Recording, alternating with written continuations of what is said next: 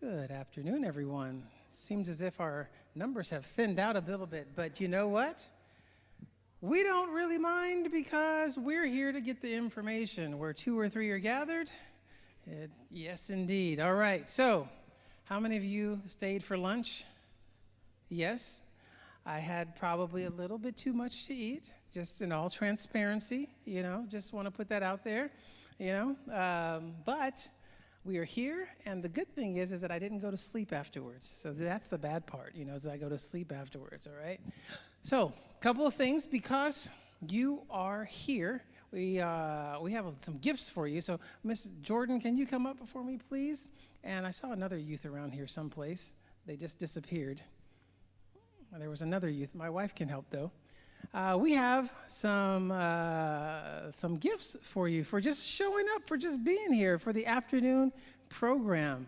Okay, so you coming is actually a good thing. I don't know if you guys want to do it together or what. We have a sleep mask.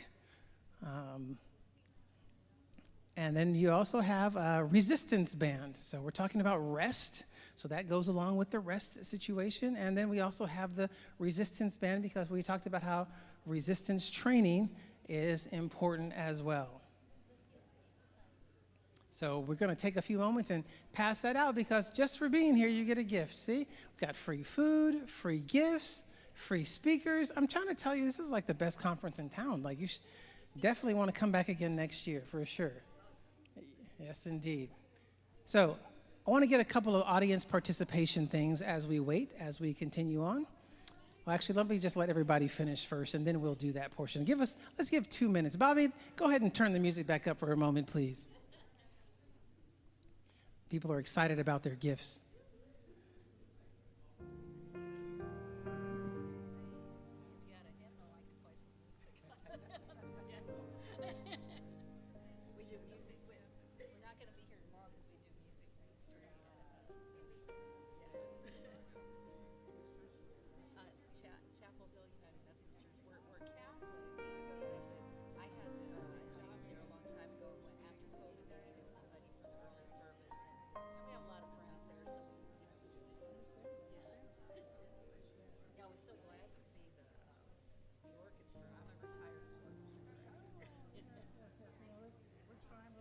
A little bit of that, yeah. Kids involved, Unfortunately, I don't play anything. Nothing. Yes, I used to play. Never too late to learn. I decided to stay the whole time. Yeah. Oh, okay. What did you used to play? Piano, just like a little. Oh, okay. And but even more than that, the recorder. Yeah, those are. They have a lot of music for them, and they even have all kinds of tunes. They have words for all kinds of tunes.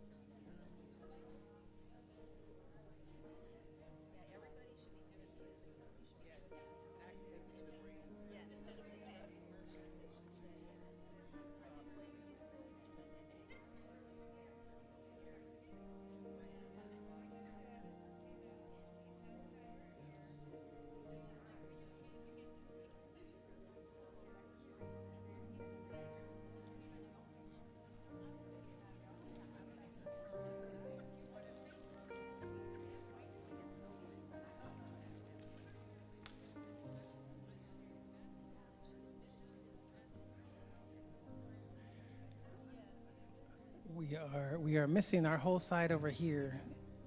Yeah, you got to go to the other side. You got to go to the other side.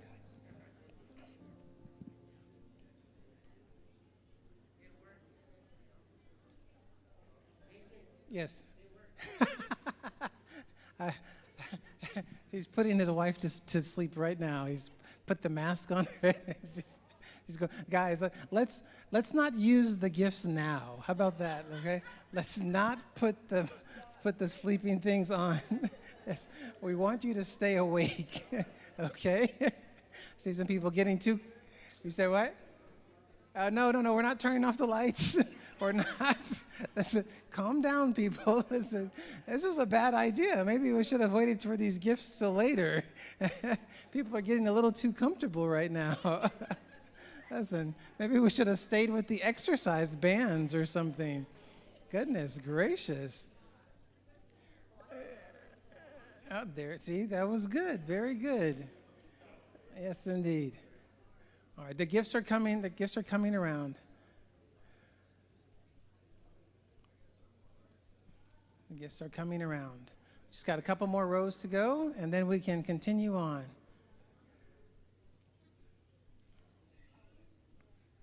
We should have enough for everyone. Should have enough for everyone.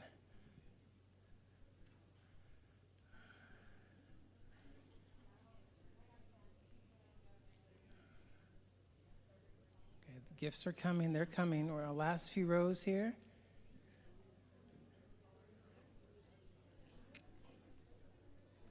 Is Dr. Ben in here?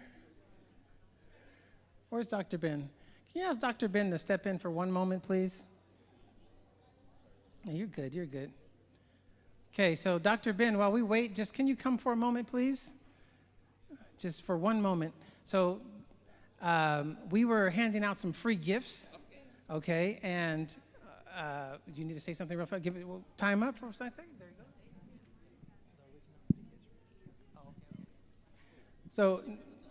you go. So, so originally, okay, we were passing out some things. We passed out some sleep things, but some of the people got some resistance bands. Okay, so I was just wondering if you could maybe show us one or two things, 'cause if they're not able to make it to the session tomorrow, I know that maybe just don't give them too much though, because we want them to come tomorrow. What's maybe something they could do with that band? You know, the good thing about this band is that it's one of the most incredible exercise tools that was ever created. And I like it because it's easy to go everywhere with it without adding excess load to your luggage. So if you have it, you have a good exercise tool.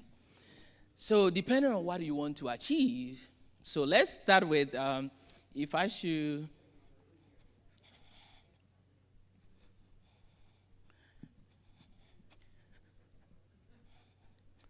So for instance, I have a chair like this, and let's say I want to work my quads, my leg muscles, and mostly that's the one we use a lot. So I have this band. Typically, one simple thing that you can do is if I should make as an Adventist youth, I would say that I'll make a pathfinder knot. So I make a knot like this. So I have this here. I put my feet in it. So if I want to work on the quads, a lot of times when you have it this way, sometimes it's going to slip up. So the simple thing to do is to just flip it right there. So you have a nice, like figure 8, and then I can do that. So I'm bringing my toes up towards me, and if you put your hand here, right there, what do you feel? You're stretching that muscle. It's really working those muscles. Yes. So depending on how tight I make it, I can be sitting here and work my quads out the same way I'll get that same effect if I went to the gym. So I might be at home, it might be too cold, I don't want to go out, but I can do this 2 sets of 30. Maybe 10. Maybe 10. I intentionally said that, and I saw that the face changed. And I can do that, and I can build enough quads in here. So that is one thing that you can do with this band. With that said, I can also have the same band tied up like that. And then, if I should stand,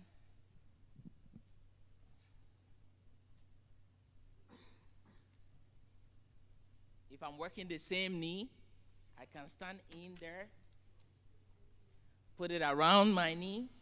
I'm holding it here, and I'm keeping my heel down. I'm just going to let my knee bend, and I'm going to pull it all the way. Okay.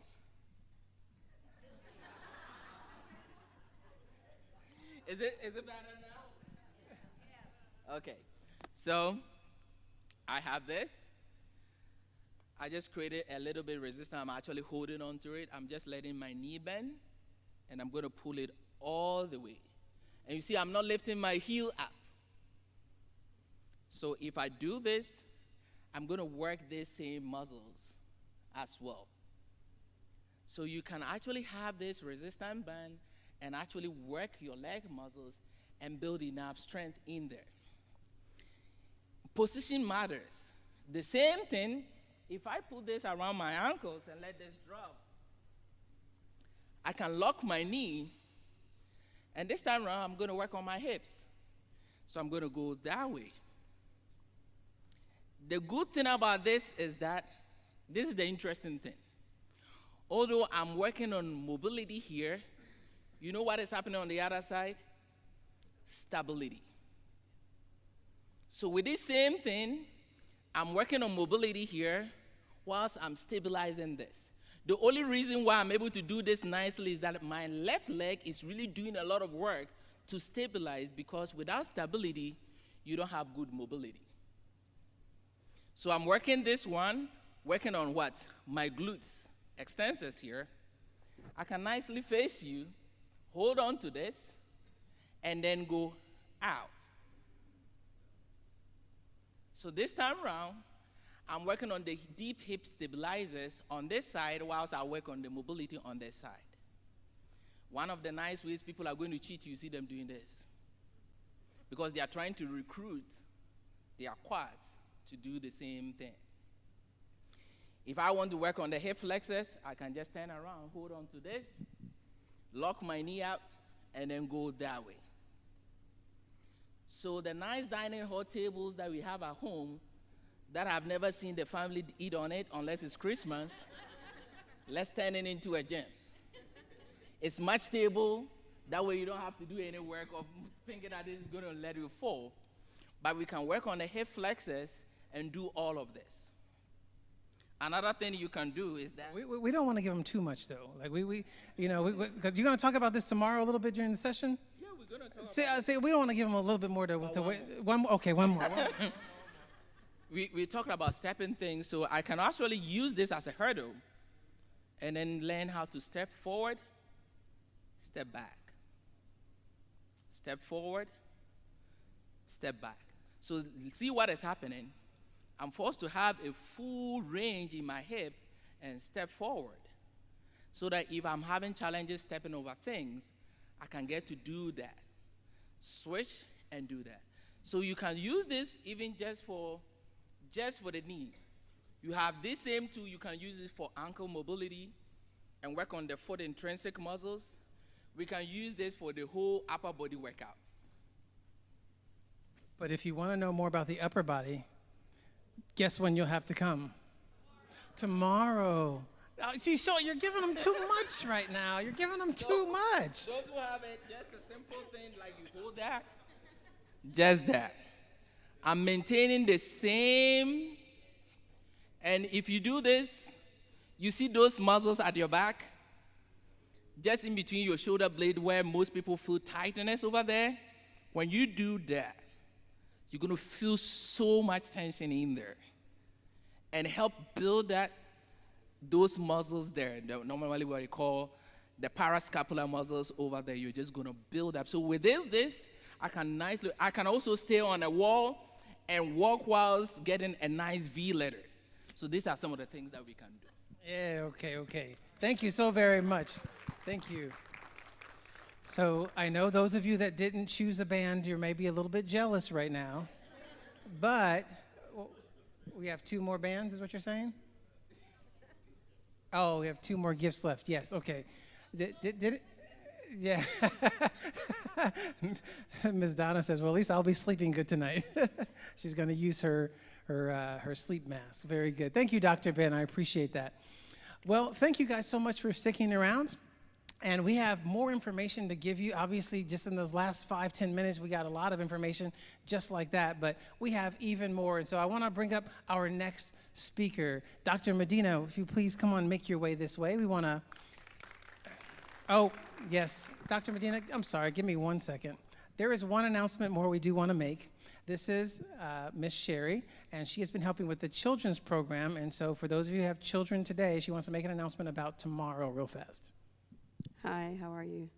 So we're asking, they're having fun up there and they're learning same things you are, but in their way.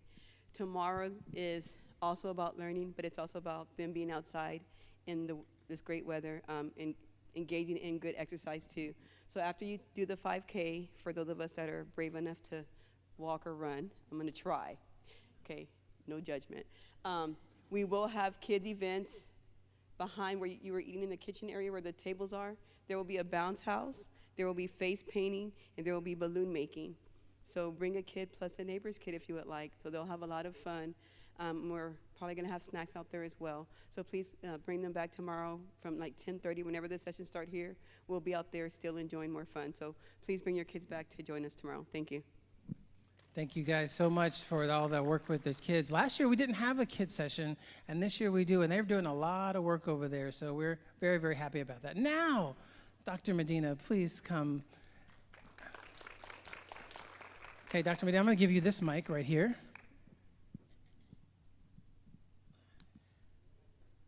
And now, we're going to just do a little talk real fast before we let you just have the floor. Okay, Dr. Medina, did you fly in from someplace, or are you from around here? No, not really. I'm from around here. I used to come here to worship not Yes. that long ago. There's a lot of familiar faces. It's so nice to see you. Nice to be back here. Yes. So what is your area of expertise? Do you exercise? Are you about the bands? What do you do exactly? I'm a psychiatrist. I'm a Psychiatrist. child and adolescent psychiatrist, and I'm an adult psychiatrist. I'm dual boarded. Okay, Adult, okay. general, and child and adolescent. So you're more of the mental, is what we're looking Yes. at. Okay, very good. Now, one last question, I'm gonna let you go. What made you get into this line of work? There's lots of paths of medicine, right? You go Yeah. dental, vision, you could do podiatry, whichever. Why the brain? I believe that the mind, which is a byproduct of the brain, it's a function of the brain, is the crown of creation. It's what makes us really in His image. The ability to create, the ability to think, the ability to reason, the ability to love is what stimulates us most to our Creator. And when there are illnesses that affect the brain, there are illnesses that affect the human body, the mind becomes compromised. And bringing healing to the mind brings us closer to an understanding of our God, and it brings us closer to being able to understand Him. Okay, well, now I'm interested. So without further ado, let's give a hand to Dr. Medina, please. Thank you. Thank you. So the subject for today, up there? Okay. We're going to try to make it really concise. So I know you guys, we're here, and the topic is on sleep, and the importance of sleep. And this is something that we typically do this time, right? On a Sabbath. Thank you for being here. Hopefully, I won't put you to sleep in church. Okay? So not only sleep, but quality sleep. Somebody was telling me that looks like a mattress commercial back over there. There's a reason. There's a reason why people make so much money selling mattresses. We spend so much time, at least ideally, over life asleep. And many people have the attitude, or it could be especially young people, that it is such a waste of time because we could be doing so much more. People often have said, imagine what we could achieve if we didn't have to sleep. Yeah. I actually remember during residency, I met a 36-year-old physician who trained abroad, but he had 3 different board specialties he had completed by the age of 22. Residencies, they get completed, most of them overseas, but he had some of them here. But he didn't sleep that much. He only slept about 3-4 hours. And the situation in which I met him was not a good one. Let's just say that. He was operating on himself. Through mirrors, so his mind was severely, severely compromised. So you go to a certain degree in which it may seem like a good idea, but there's a burnout, and it can be very, very, very severe. As it turns out, the red button is for the next slide. You guys can see that, okay? Is that it? Is that the red button? No. Is this one? There we go. I went too far. This one. Huh? Oh, okay. Well, actually, I want the next one. Here. Sleep is essential for life.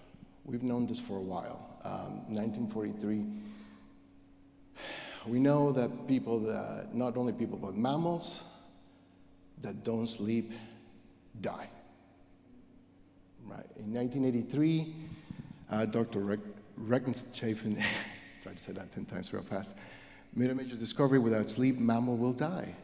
Rats that were continuously deprived of sleep began to suffer severe health effects and died within 2 weeks, just lack of sleep.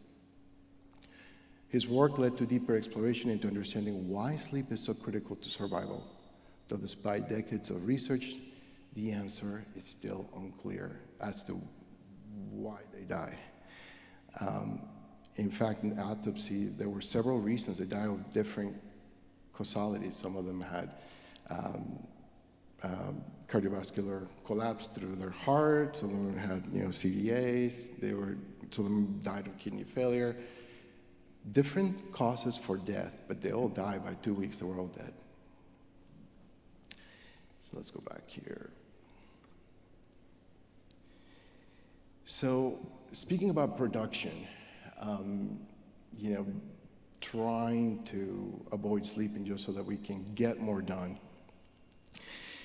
we see that 4.8 out of 10 workers say that they are regularly tired during the day, and 7 out of 10 say that they are tired when their daytime work is over. Drowsy driving is responsible for more than 6,000 fatal car accidents. That's not to say the ones that are not fatal in the United States every year. One study states that the annual cost of workplace errors and accidents linked to insomnia, just work errors, $31.1 billion annually. But insufficient sleep, all in all, the estimated cost annually by not just production at work, but by accidents and related illness, sums up to $411 billion annually. I know that we're trying to, I'm not gonna go there, but if you wanna talk about waste and abuse and self-fraud, lack of sleep is not taking care of yourself is one of the worst things you can do. So sleep deprivation in humans is described as the lack of sleep for more than 7 hours continuously. You not sleep because this is the minimum amount of time that your brain requires, that your body requires to reset, to function properly. So when you're not getting 7 hours of sleep, you're sleep deprived. Okay, and all the complications that pertain to sleep deprivation apply to you. Sleep deprivation rates in the United States account for 1/3 of the total population in the United States. 1/3 of the United States qualifies under sleep deprivation. And as it turns out, one of the leading causes of sleep deprivation, because there's all kinds of sleep disorders. There's insomnia, there's early awakening, there's parasomnia, there's all kinds of sleep disorders. Okay? But seems to be like the starting point is sleep procrastination. People taking it for granted. Oh, I'll just sleep a little bit later. I'll stay up, I got to do a little bit more. I can't go to sleep right now. And then before you know it, that becomes a routine. And it becomes kind of a way of life. And sleep procrastination doesn't necessarily mean that you are not sleeping, but just pushing your sleep hours further to beyond what's the optimal time for sleeping. And kind of when you miss your window for optimal time in which you should be sleeping, it becomes harder to sleep. So it's kind of a Pandora's box. And just like in many other preventable diseases, obesity, etc., you can think about, sleep is one of those areas in which bad habits, taking things for granted, can compound and can cause some of those other issues as well. We take sleep for granted. We figure, I'll just be tired and I'll fall asleep. And it doesn't always quite work that way. The consequences of poor sleep, I don't know if you can read that, it's kind of small. I'll read them for you. Skipping sleep has real consequences.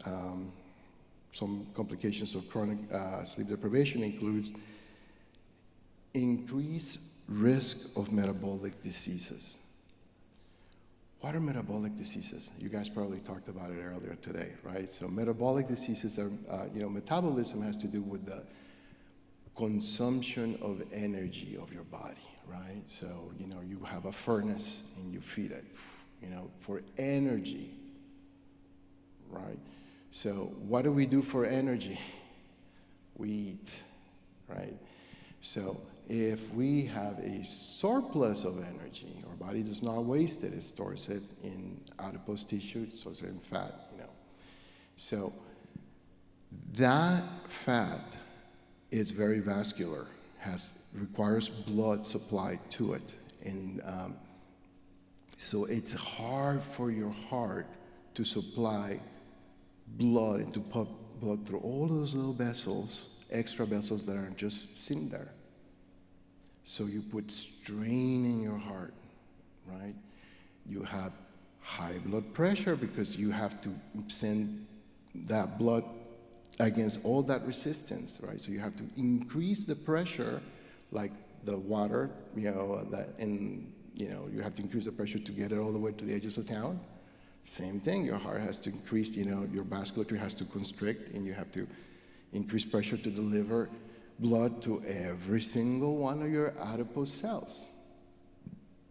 Okay? So, do you think that's hard on the heart? Yes. Okay. So it does. It is. So increase blood pressure, increase heart strain, increase risk of cardiovascular disease, not just in your heart, but strokes, right? Do you think that pressure is good for your kidneys? Since your kidneys have to, no, it's not, right?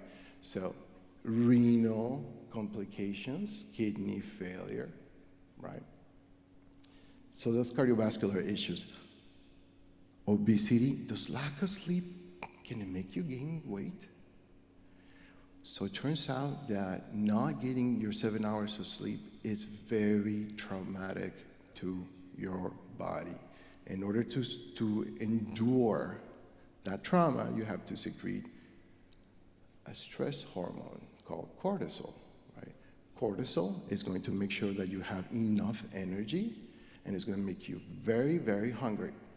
And you're going to eat at a time in which you go back to sleep, you're not going to be able to burn that, and you're going to gain weight. It's going to be very difficult. As long as your cortisol levels are high, your body will not consume energy and you will gain weight, guaranteed, no questions asked. It is impossible for you to lose weight if you are not sleeping 7 hours per day.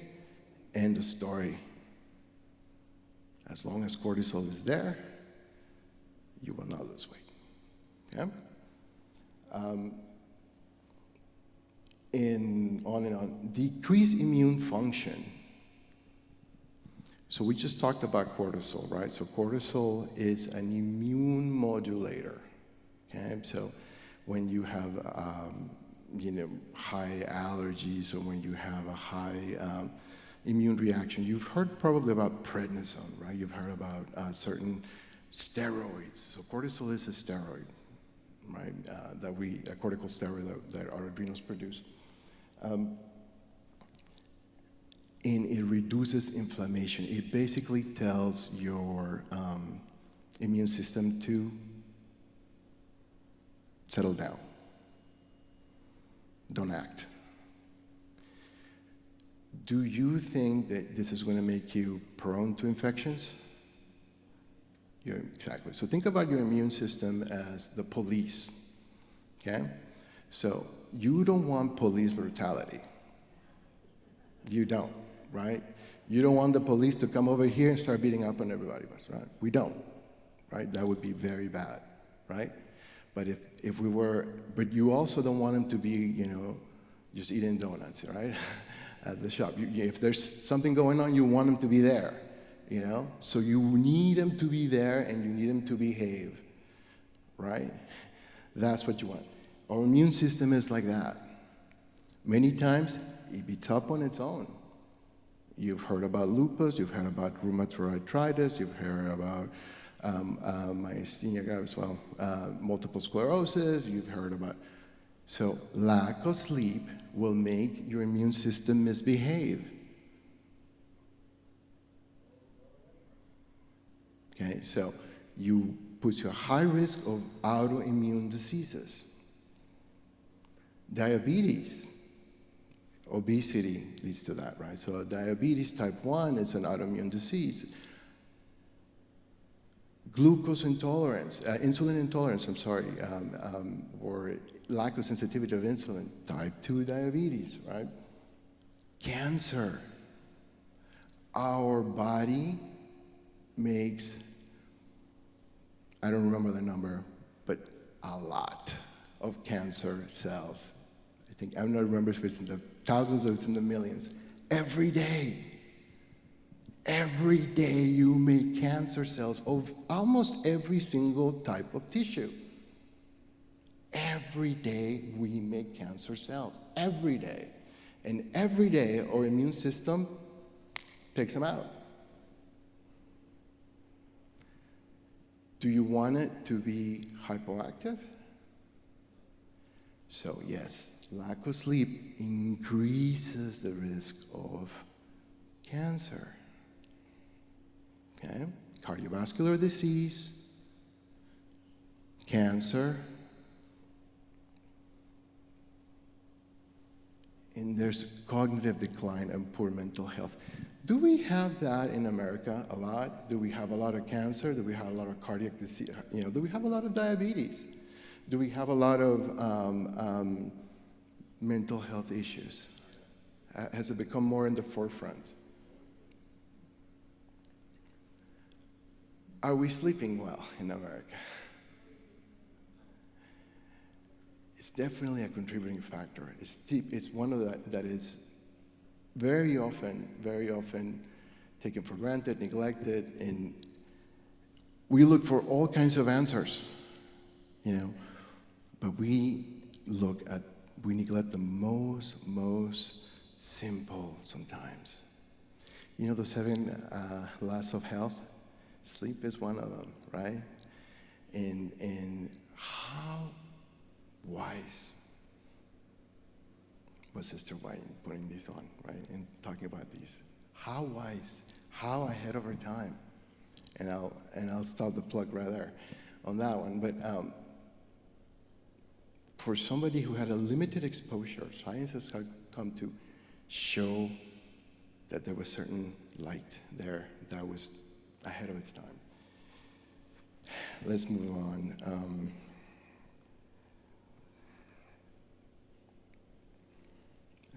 This one here. Lack of sleep and cognitive impact. So, college student, well, I remember myself guilty, we stay up because we got an exam, we gotta stay up. Many times we do the same thing, for several reasons. But there is actually decreased recall and learning ability. So you can spend hours studying at the time of the test. If you don't sleep, you're not gonna remember what you read. You're not gonna perform well. Compromised decision making. It's another situation. There's as simple as increased reflex time, decreased capacity to react, even just your nerves, even you being able to react to an object and moving away from it. Diminished ability for emotional regulation, cranky, snappy, sad, anxious. Impaired concentration and mood swings. So it is well documented that lack of sleep, if you don't sleep, if you're sleep deprived, you will wake up if you don't sleep enough, or if you didn't sleep, you will experience a sense of helplessness to some degree. To some degree. You will feel a sense of hopelessness, that you're behind, that you're frustrated, a sense of doom, to some degree. To what degree, we don't know, but at least to some degree. When you don't get your sleep, you will feel that sense. If you continue to have the sleep disturbance, that builds up, and that builds up, and that builds up. And think about it, you make errors. You're already feeling some sort of way because you didn't sleep. And then you spill something on yourself. And then you trip. And then you hear a loud noise. And then your coworker says something, and it just expands and multiplies. And you go, you react. And you get negative consequences. And then you tell yourself, I can't believe I just said that. And there's guilt. And then you do that to your, you get the idea, you get the point. It complicates your life.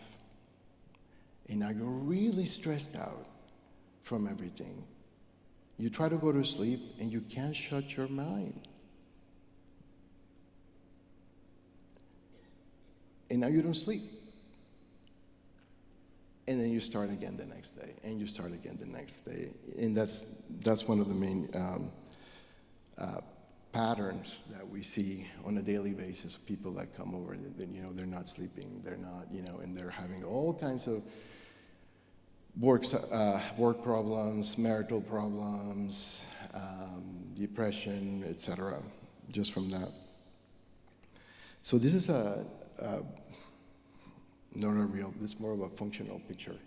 Obviously, the brain's a lot better organized, but you can really see through that big old space that you can see a little bit more the interconnection between the neurons. Memory consolidation occurs during sleep, during REM sleep, different stages, 3 and 4 REM sleep. Toxin removal. This is at the level of the brain. Toxin removal. There's toxins in the brain? Every day. Every day. The byproduct of metabolism of every single cell is, uric acid. Right? You have to get rid of it. Right? And your brain doesn't have direct irrigation from the vasculature. There's something called the blood-brain barrier. I'm sure you probably guys have heard about that, right? So there's this covering lining around the brain that prevents from infections and such. So how does the brain get its nutrition? How does it get rid of the toxins? Well, other than that, there's something called cerebrospinal fluid. Guys, you've heard about that, right? So that's where the blood disseminates the nutrients through the cerebrospinal fluid. Cerebrospinal fluid also acts as a cushion against, if you have a sudden shake, or it's in your spinal cord, so entire central nervous system. That needs to get exchanged daily, okay? So that only happens when you sleep. If you don't sleep, it doesn't happen. If you don't sleep enough, you do a very poor job of exchanging that. So you have an incomplete exchange. That's why you have to get up in the bathroom when you have to been asleep for a long time, because all that cerebrospinal fluid's been reabsorbing your blood, and you need to get rid of it. Yeah, and also you're very thirsty because fluid came from your blood, and it became through the cor alveoli, and it became cerebrospinal fluid. You got to change the oil. You got to change the cerebrospinal fluid. If you don't, you retain toxins from metabolism. Beta amyloid begins to store. Have you guys heard about beta amyloid before? Okay. Have you guys heard about Alzheimer's disease? Okay. Have you guys heard about prions? Okay. So prions are these clusters of quasi-protein, if you would, that encrust themselves on essential parts of your brain. Okay? So if you see the connections right there from one neuron to the next one, imagine something coming over and just capping it. Just caps it. It's not able to communicate anymore, right? So that's what prions do. They're like scar tissue, if you would.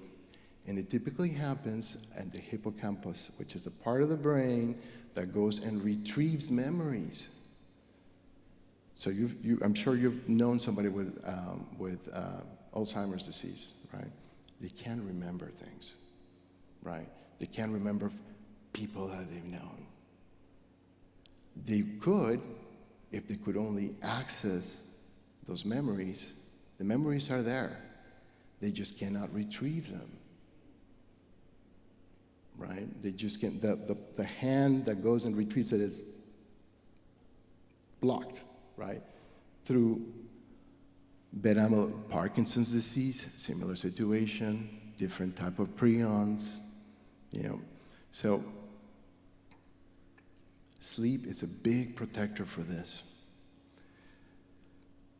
Neural communications. So the way these neurons communicate is through electrical signals. Yeah. In order to move at a certain speed, there's certain insulation that primes the speed in which the signal moves. That's called the myelin sheet, right? And they're made out of steroids, cholesterol, good cholesterol that deposits there. It burns through it. The electrical signal can burn through it, and it damages it. Every day, it gets damaged. Every day, when you're asleep. Have you guys ever been in the freeway at night and there's construction? How annoying, right? But they're repairing the highway, right? Can you imagine doing that on peak rush hour? What a mess. Right? What a mess. So the best time, if it must happen, but if it doesn't happen, then what? Then the road falls apart, right? So that's why all the repair happens when you're sleeping. How convenient. How wise. But if you need to survive and you need to think logically, that's going to stop so that you can think. the best you can. So you're going to interrupt the repair. The cost is you're not going to function as well, and it's going to cost you because you're going to pay for it down the road. Okay? There's going to be neuronal loss, because if those things are not well, if they're not communicating well, they get done away with. You lose it. So lack of sleep will predispose you to early onset dementia, whether is Alzheimer's or not. There's all kinds of dementia. Okay? Emotional regulation.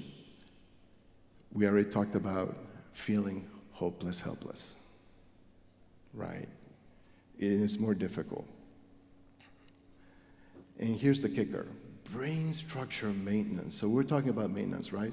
So it turns out that there is a part of your brain that's in charge to put you to sleep. And if you hurt it, you won't sleep.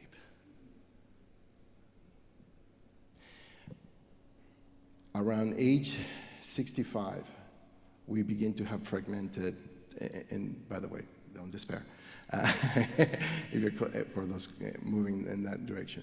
But we begin to see fragmentation in sleep and decreased need for sleep. And many of us begin to have, can't sleep for more than 4 hours, I'm up all day. Well, I guess I just don't need to sleep. Do you really not need to sleep? You just can't go to sleep. But you still need to sleep. So if you are having those issues, you need to get some help to get you to sleep by whatever means possible. But you need to sleep. Even if you feel like you only need 3-4 hours of sleep, it doesn't work that way. It's part of what is going to bring about your demise. If you're getting older and you're not sleeping, you do need to sleep. Okay, that's a big part of it. There's no way around it. And if you don't sleep well in your earlier years, that separation, that fragmentation is going to happen a lot earlier in your lifetime, and you will die younger. No questions asked. That's just what it is.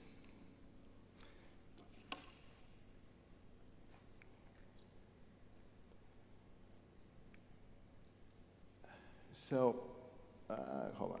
Oh, we're going to do a case study in a little bit. I'm going the wrong way. Okay. So, and I know I'm running out of time. Sleep needs to happen at a certain time. If you can see over here, I don't know if you can see 10 p.m. through 6 a.m. Turns out that we have a gland called the pineal gland that senses daylight and shifts in daylight. And the serotonin that we have, which is a neurotransmitter that serves as a depot, if you would, of most monoamines, a lot of it gets turned into melatonin. Have you guys heard about melatonin supplements over there? Turns into melatonin. And it keeps you asleep. It's part of the molecules that keeps you asleep. So it's best to try to go to sleep at least between these two here. If you try to push beyond that, it's going to be harder for you to fall asleep, and it's not going to be quality of sleep. There's a direct relation of whether or not you enter the stages of sleep on how much light there is. So there is a strong correlation between mood disorders, bipolar disorder, depression disorder, even substance use, divorce, suicide,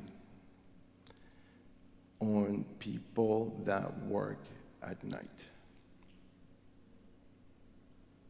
consider that. Okay? Night workers. If you are a night worker, you have to make sure that when you come home, it's completely dark. And that during the nighttime, when you're up, that you have exposure to UV light, either through a lamp or, typically a UV light lamp. I don't know any other way in which you can get UV exposure, so that you can compensate some for what ought to be, which is you being awake during the daytime and sleeping at nighttime. So REM sleep, that's, and it's a simple, REM sleep has several stages. That's where memories get consolidated. When you're REM means rapid eye movement. That means that's when you're having dreams. And I think it's on the next one. Your eyes, even though your eyes are closed, they're moving. You're watching a movie. Okay, you're processing all the stuff that you ignored while you were awake. Because you see multiple things and you hear and all that information is still stored. You just ignored it. And you have to figure out what works and what doesn't. That happens while you're asleep. And it's just like, oh, what is this? What's this? What's this? Do we need this? Do we not? And if not, you just discard it. So that happens when you're sleeping. And the other repair that I was talking about, which, by the way, I'm just focusing on the brain, but turns out that the lining of your big vessels gets repaired at nighttime as well. So all the, turns out that your muscles get repaired at nighttime as well. And that happens during deep sleep, which is back here, N3, right? If you notice, a large part of the sleep cycles last about 90 minutes. Each cycle lasts about 90 minutes. Except for light sleep, which happens in transition between phases. Many people that are very stressed out throughout the day cannot go beyond N2. I know some of us might have those nights like, I was kind of asleep, I was tossing and turning, I didn't really sleep very well, and I'm so tired. N2. So that means you probably spent a very negligible amount of time on REM and a very negligible amount of time on N3. Okay? You have to figure out why. You have to be sincere, take inventory, and figure out what came in between you and your sleep and address it. Case study of Elijah. If you, I know we're running out of time, so I'll just keep it very brief. If you remember the story, it's in 1 Kings 19:4, 19:1 and down the line. Elijah had done this tremendous demonstration of the power of God, right? Fire from heaven consumed, and then rain came over and he ran in front of the chariot, right? And all of these great things. And then Jezebel says, you're going to be like them. I'm going to kill you. Whatever you did to them, that's going to happen to you. And Elijah went a whole day's journey. Ran, stay up all night, kept running, right? And when he stopped, what did he say? Now, this is a man of faith, This is a man that, we wish we could be, that we could emulate, right? Anybody? 1 Kings 19:4? Okay. He basically said, let me die. I'm no better than my parents. right? I am the only one left. Does that sound like despair and helplessness and hopelessness? I could sleep. And if that can happen to him,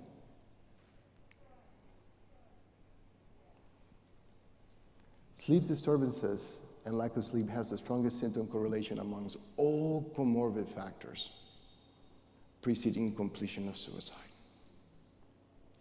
What does that mean? That means really that it doesn't matter why somebody committed suicide. It could have been depression, it could have been bipolar disorder, schizophrenia, substance abuse. The one thing that you have in common is that they weren't sleeping well.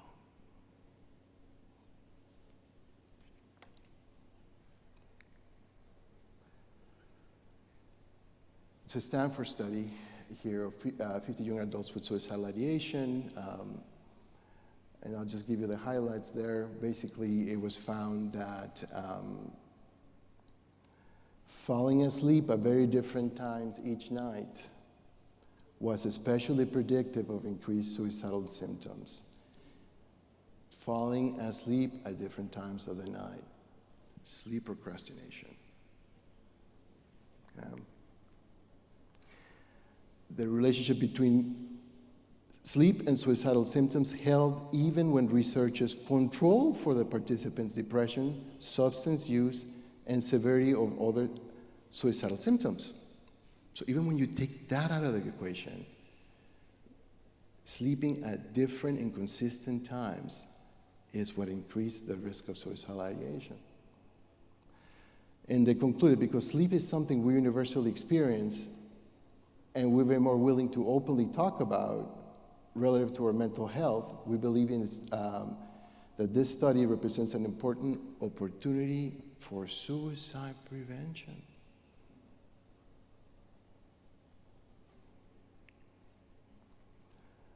And I'll close at this. Key points. Sleep at night. Sleep at night. 10 to 6, preferably. Peak hours. I already talked about the disruptions in circadian rhythm patterns, right? Stick to a schedule. Stick to a schedule. Same time every night. Wake up at the same time every night. Go to sleep at the same time every night. That's the best thing you can do to prevent falling out of rhythm. Falling out of rhythm. It's a circadian rhythm. It's a sleep pattern rhythm. Okay, you fall out of rhythm, you gotta get back in rhythm. Okay, sleep at a certain time. Create a sleep-friendly environment. Dark, cool, not cold, cool room enhances sleep quality. Don't watch TV in bed. Okay? Don't watch TV. This is a TV. This is a TV in bed. If you have to check your email, if you're going to do something like that, get up, sit on a chair, do what you must, and when it's time to go to sleep, get back in bed. Your body will get used to being comfortable and not asleep. Again, your body will get used to being comfortable in your bed, but not asleep.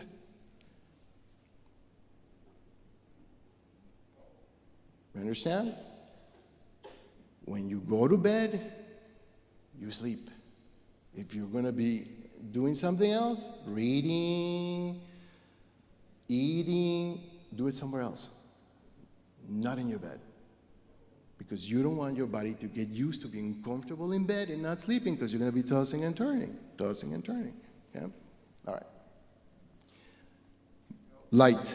Right? So blue light, obviously, this, preferably, you take 30 minutes at least before this and this, okay? Exercise. Preferably not 2 hours before bedtime, okay? Because you're going to stay up, because you're going to have endorphins that are going to, and all this other stuff that you get from exercise. which is good. But how are you going to get rid of all those stress hormones that make you fight and run, if you don't fight and run? You're not. They're going to stay in you, and they're going to keep you awake. Imagine you were in a war zone. Do you want to fall asleep so hard that if the enemy is right there, you're not going to hear him? No. You want to be able to wake up, defend yourself, right? So that's why if you're stressed out and you don't fight or run, pick up something heavy, those stress hormones are going to be in you, and they're going to keep you awake. You're going to be tossing and turning and blah, blah, blah, blah, blah. Okay? Practice relaxation techniques. And now we should be experts at this, right? Meditation and prayer. Spend time doing that. Shut down your thoughts before you go to sleep. Shut down your thoughts. Don't go with your thoughts into your bed. Shut them down while you're still awake and go to sleep. Trust in the Lord. And breathing exercises. And I've overexceeded my time. I had more, but we'll leave it at that for now. Thank you for your time. Thank you. Thank you, Dr. Medina. Before we take a quick break, I would tell you that terrible at exercise. I'm not doing that as I should. My diet is decent, but then I have these urges to eat lots of sugar at times. Cake, donuts, cookies, pies, pretty much anything with sugar, so I have to struggle with that too. What else did we talk about? So the one thing that I'm not struggling with, though, is the sleep portion. Like Brenda Aguilar and my wife were talking about how they have so many things in their mind going on, and they can't go to sleep and this, that, the other. I have a gift. I can fall asleep anywhere. And so these are helpful tips, but I was thinking to myself, man, I got this. This is one thing I'm actually good at. Sleeping. It's amazing. I can even sleep at work, but don't tell my boss that, okay? Okay. Before we take a break real fast, we do want to pass out a couple of gifts. We want to have an opportunity to win a couple of prizes, I should say. I want to see if you were paying attention to Dr. Medina, okay?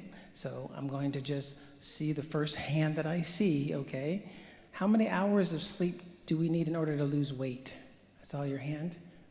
7. Miss Vanna, can you come and bring a gift, please? She's coming. There she has a nice water bottle there for you. Right here. They were kind of tied at the same time. All right, I got one more question. There was a study about rats. How fast did they die without sleep? I saw a hand right here in the back. 2 weeks, very good. You guys were paying attention. Very good, very good. All right, she's gonna bring your gift to you. All right, so we do have 2 more sessions. We're going to take a break, and when we get back, Dr. Duncan is going to give us is it Desmond or Duncan? Duncan, that was right. You looked at me kind of strange, like I got it wrong. I was like, wait a minute, I thought it was your name. But Dr. Duncan's going to give us a session. We'll have another break, and then we'll do a panel discussion where we'll answer some more questions, okay? So with that being said, we're going to take 5 minutes. Time is 4:08. Okay, we'll take 7. 4:15, our next session will start.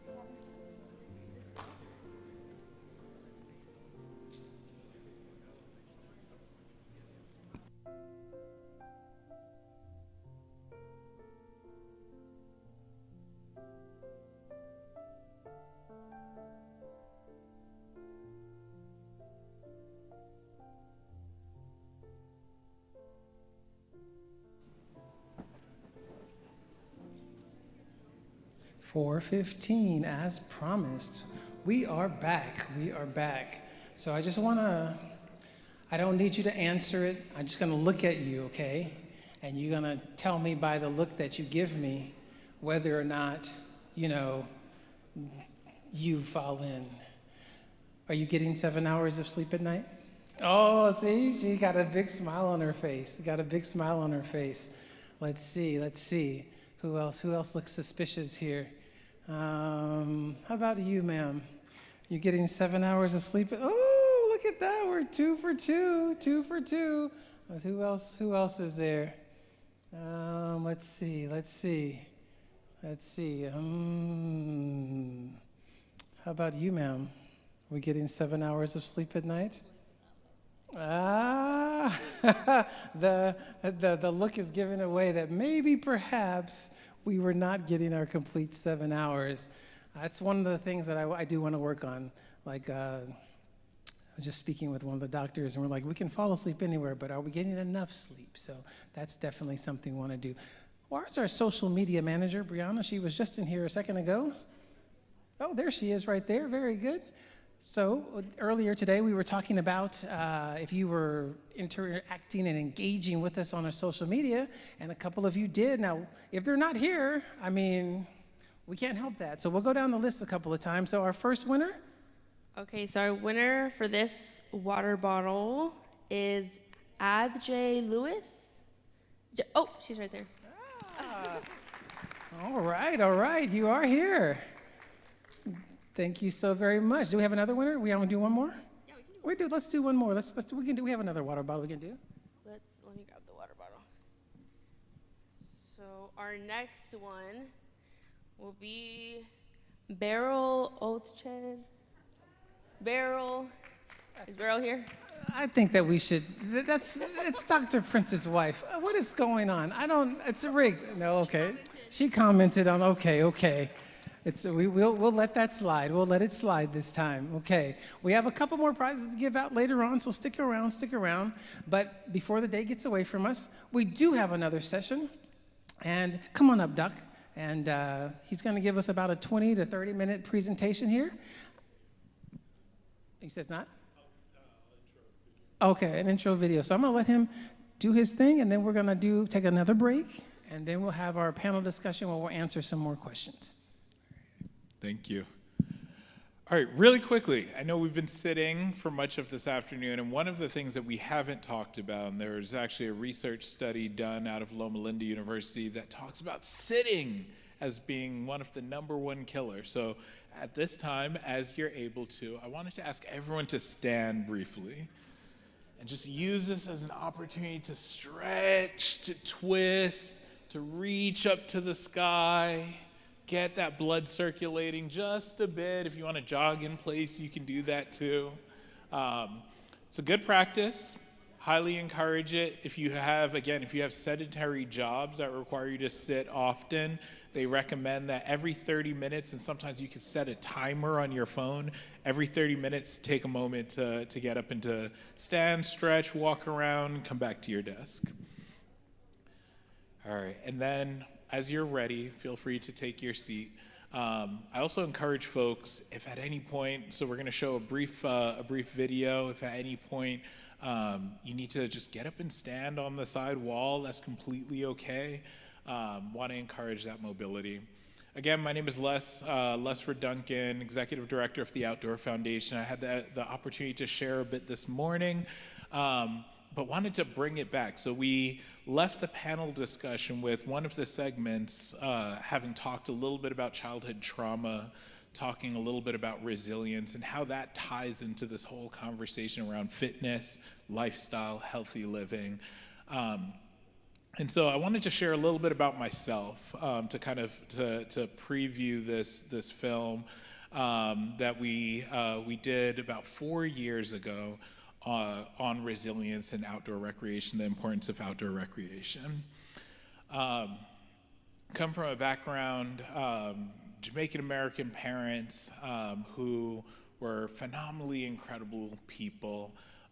In the film, it shares a little bit about my mom, and so I won't preview that. I'll let the film tell that story.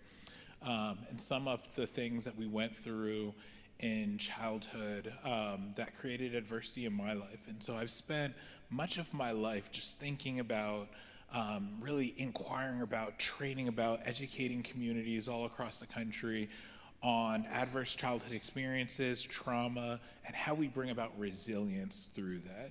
And that journey was what brought me into the space of outdoor recreation and access to green space and nature and improving health outcomes, mental health outcomes, and well-being of children, youth, families, and adults. And so I hope that this film gives you a little bit of introspection, a little opportunity for pause, some moments of levity, and hopefully laughter, or at least a smile. But kind of tying together the importance of outdoor recreation and promoting resilience and well-being of children and youth. So without further ado, Kenny or any of the awesome folks in the back, if you would, go ahead and play the film. It'll be about 11 minutes.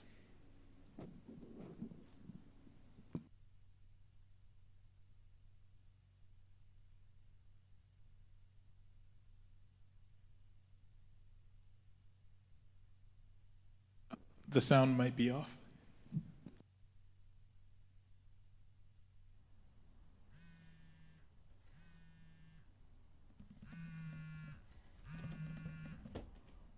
Outdoor recreation is so often seen as something that is a privilege or a luxury.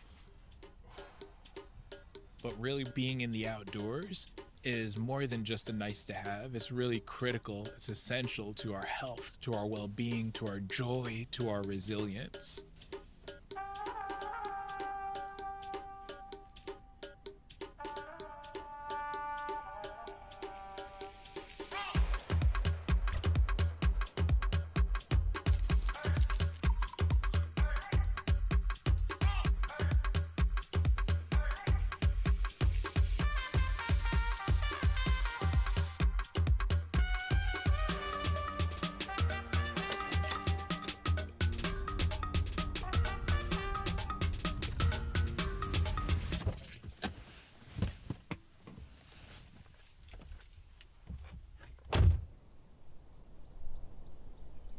So this year, it hit deep.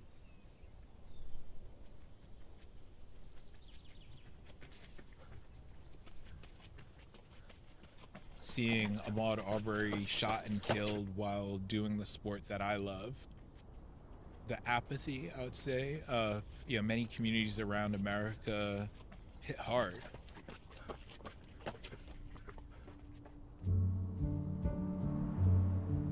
Literally that weekend after George Floyd was killed, I ran up to Cuyamaca Peak and just looked out over San Diego to just kind of ground myself and get perspective. And what I saw was that powerful healing effect and resilience building effect of being in the outdoors in my life and in helping me to overcome a lot of the adversity that I had experienced in my childhood.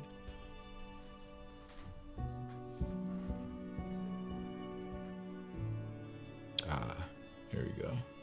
So my dad used to dress me to the nines to go to school. It was ridiculous. So literally I got the nickname Suspenders in elementary school. We grew up in a suburb in New York, but also had a very strange childhood at the same time. Back then, we didn't really talk about it or define it as mental illness. What I did know was that my mom, she struggled in raising us, and she became homeless. I remember nights waking up wondering where my mom was. And I remember it just being difficult explaining it to friends. That's hard.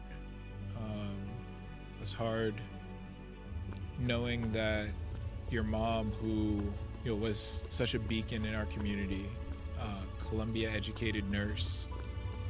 Even as I got older and, she wasn't there throughout many of our developmental milestones, your mom is still your mom.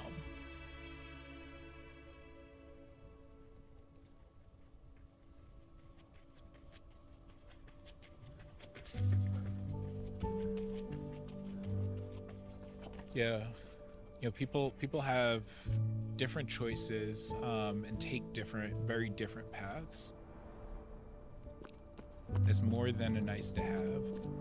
I've definitely needed space to be able to pull back, pull away, to find my own healing so that I could be able to better show up for the communities that I serve and that we serve.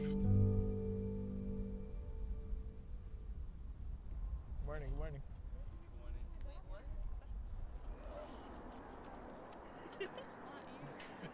Wait, drop this. No, not today. I bet. All right, we hiking, y'all. Watch out for poison oak. Oh, this is scenic. No, yeah. Circle blue.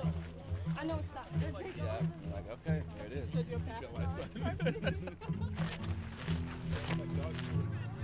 I want for them to experience joy.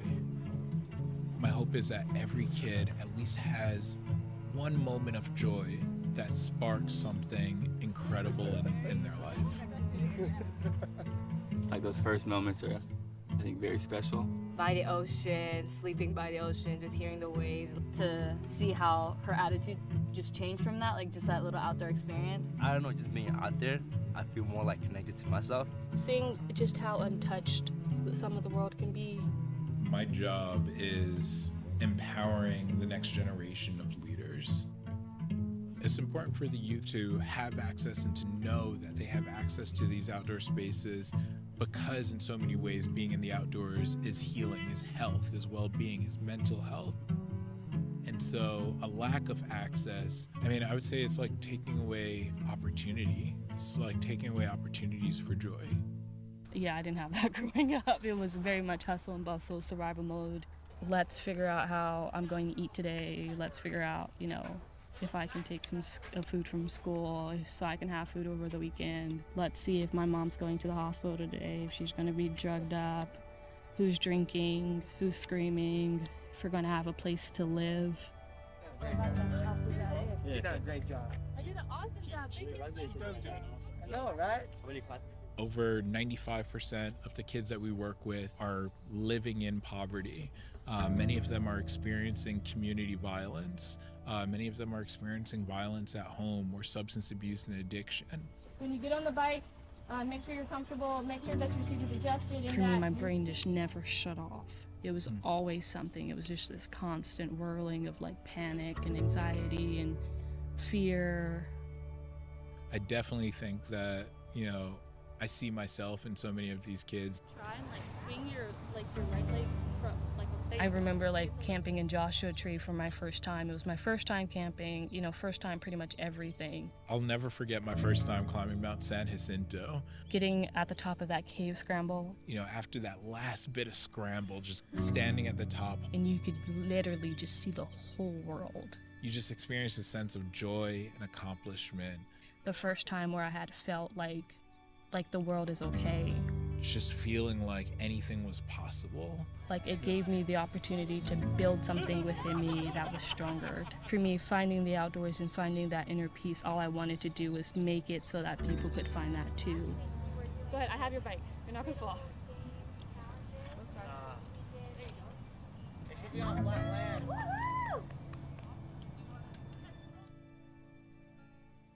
It's crazy. Resilience has kind of that domino effect. When one person experiences resilience, they're able to then help tap into the resilience in others, and they pass that on. They pass along that mentorship, they pass along that opportunity. My mom, her mental illness and the impact that it had on me and my siblings. When I was younger, it brought up uncertainty. Now I would say it brings up purpose.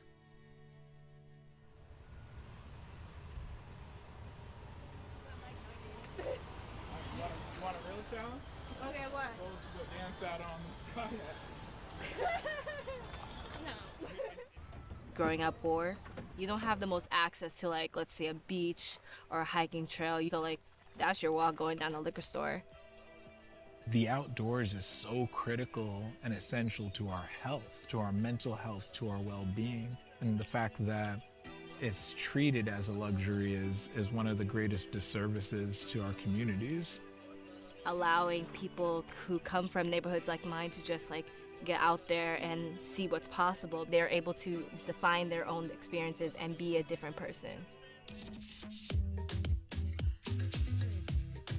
I want to be safe for my mental health. I want to preserve myself.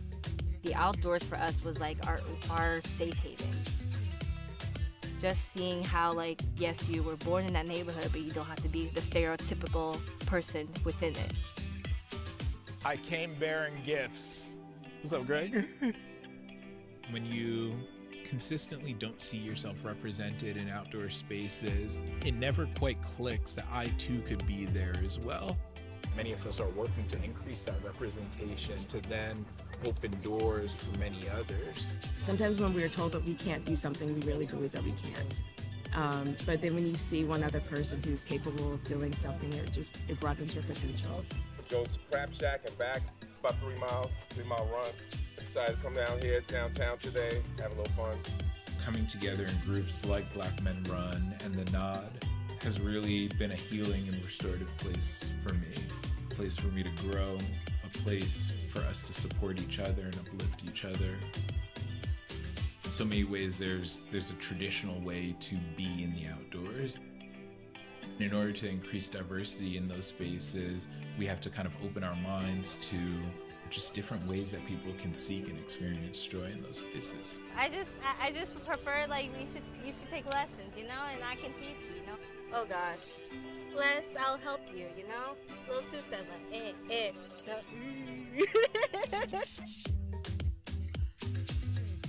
I love to dance. It's my way of knowing that I'm still alive and that I'm vibrant. I think that it's important to really depict joy in the outdoors. That one moment of joy has the potential to spark curiosity, spark possibility in what they can do and what they can be in the future. That experience of joy has the ability to be incredibly transformative in their lives.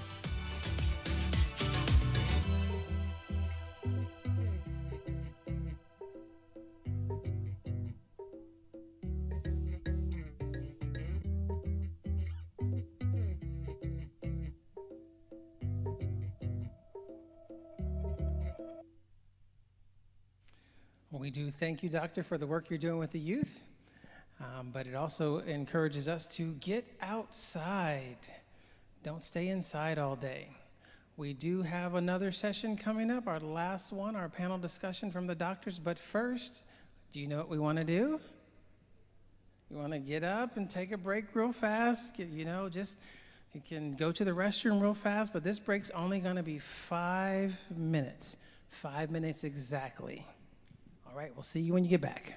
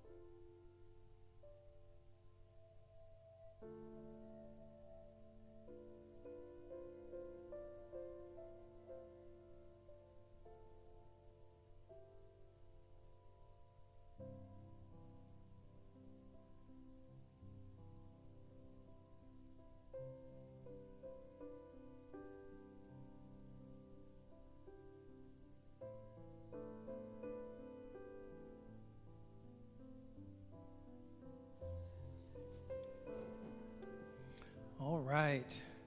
Our day is coming to a close, but we're going to end with a bang. We're going to have all of our doctors come on up on stage. We're going to answer some questions, and if these aren't enough, maybe, perhaps, maybe, I'm not going to promise, we might take 1 or 2 questions from the audience. Maybe, possibly. So doctors, come on up. Let's answer some questions for the audience, and let's see how far we can get here.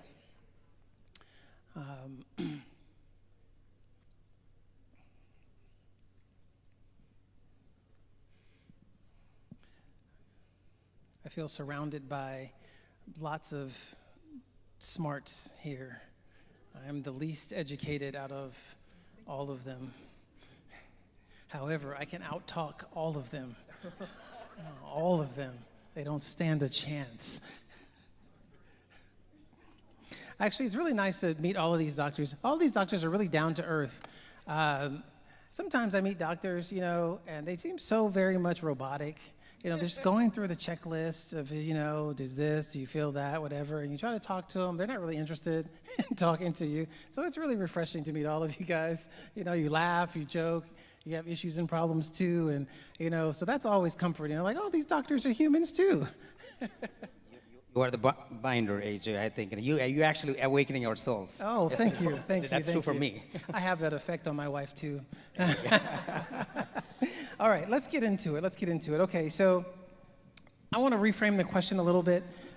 This person says, how can I lose weight? I'm 166 pounds, but feel like I don't lose weight. What can I do? And I know that's kind of nebulous because of the fact that depends on height and other things like that, age and, male, female. So just in general, we've been talking about recreation this weekend. What would you say, no matter what the weight, if I'm trying to lose weight, what would be your best options to do so? Anybody can jump in on that one too.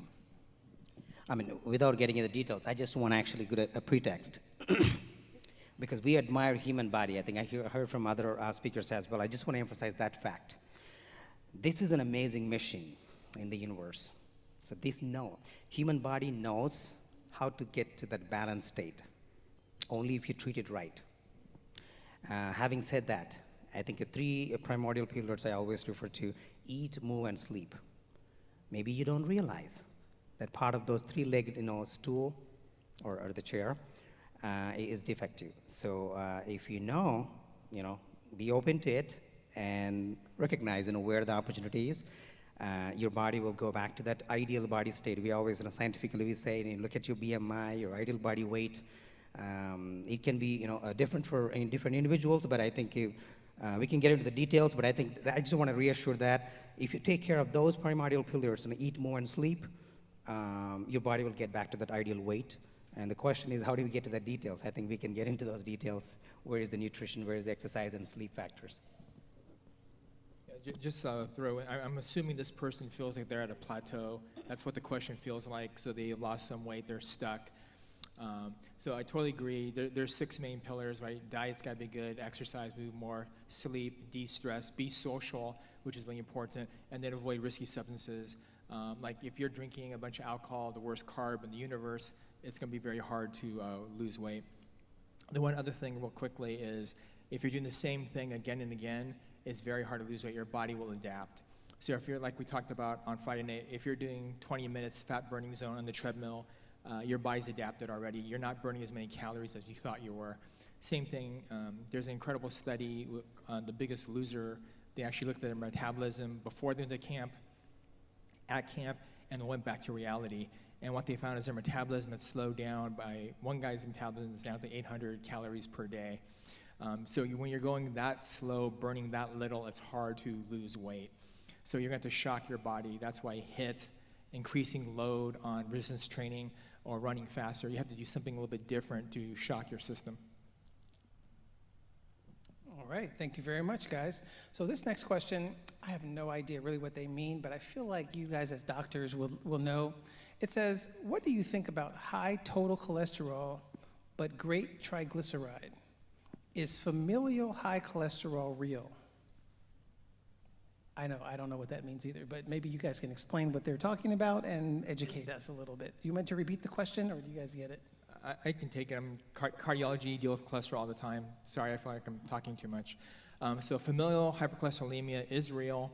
It's very rare. These people have super high levels of lipids. Usually they have something like they have cholesterol deposits on their skin.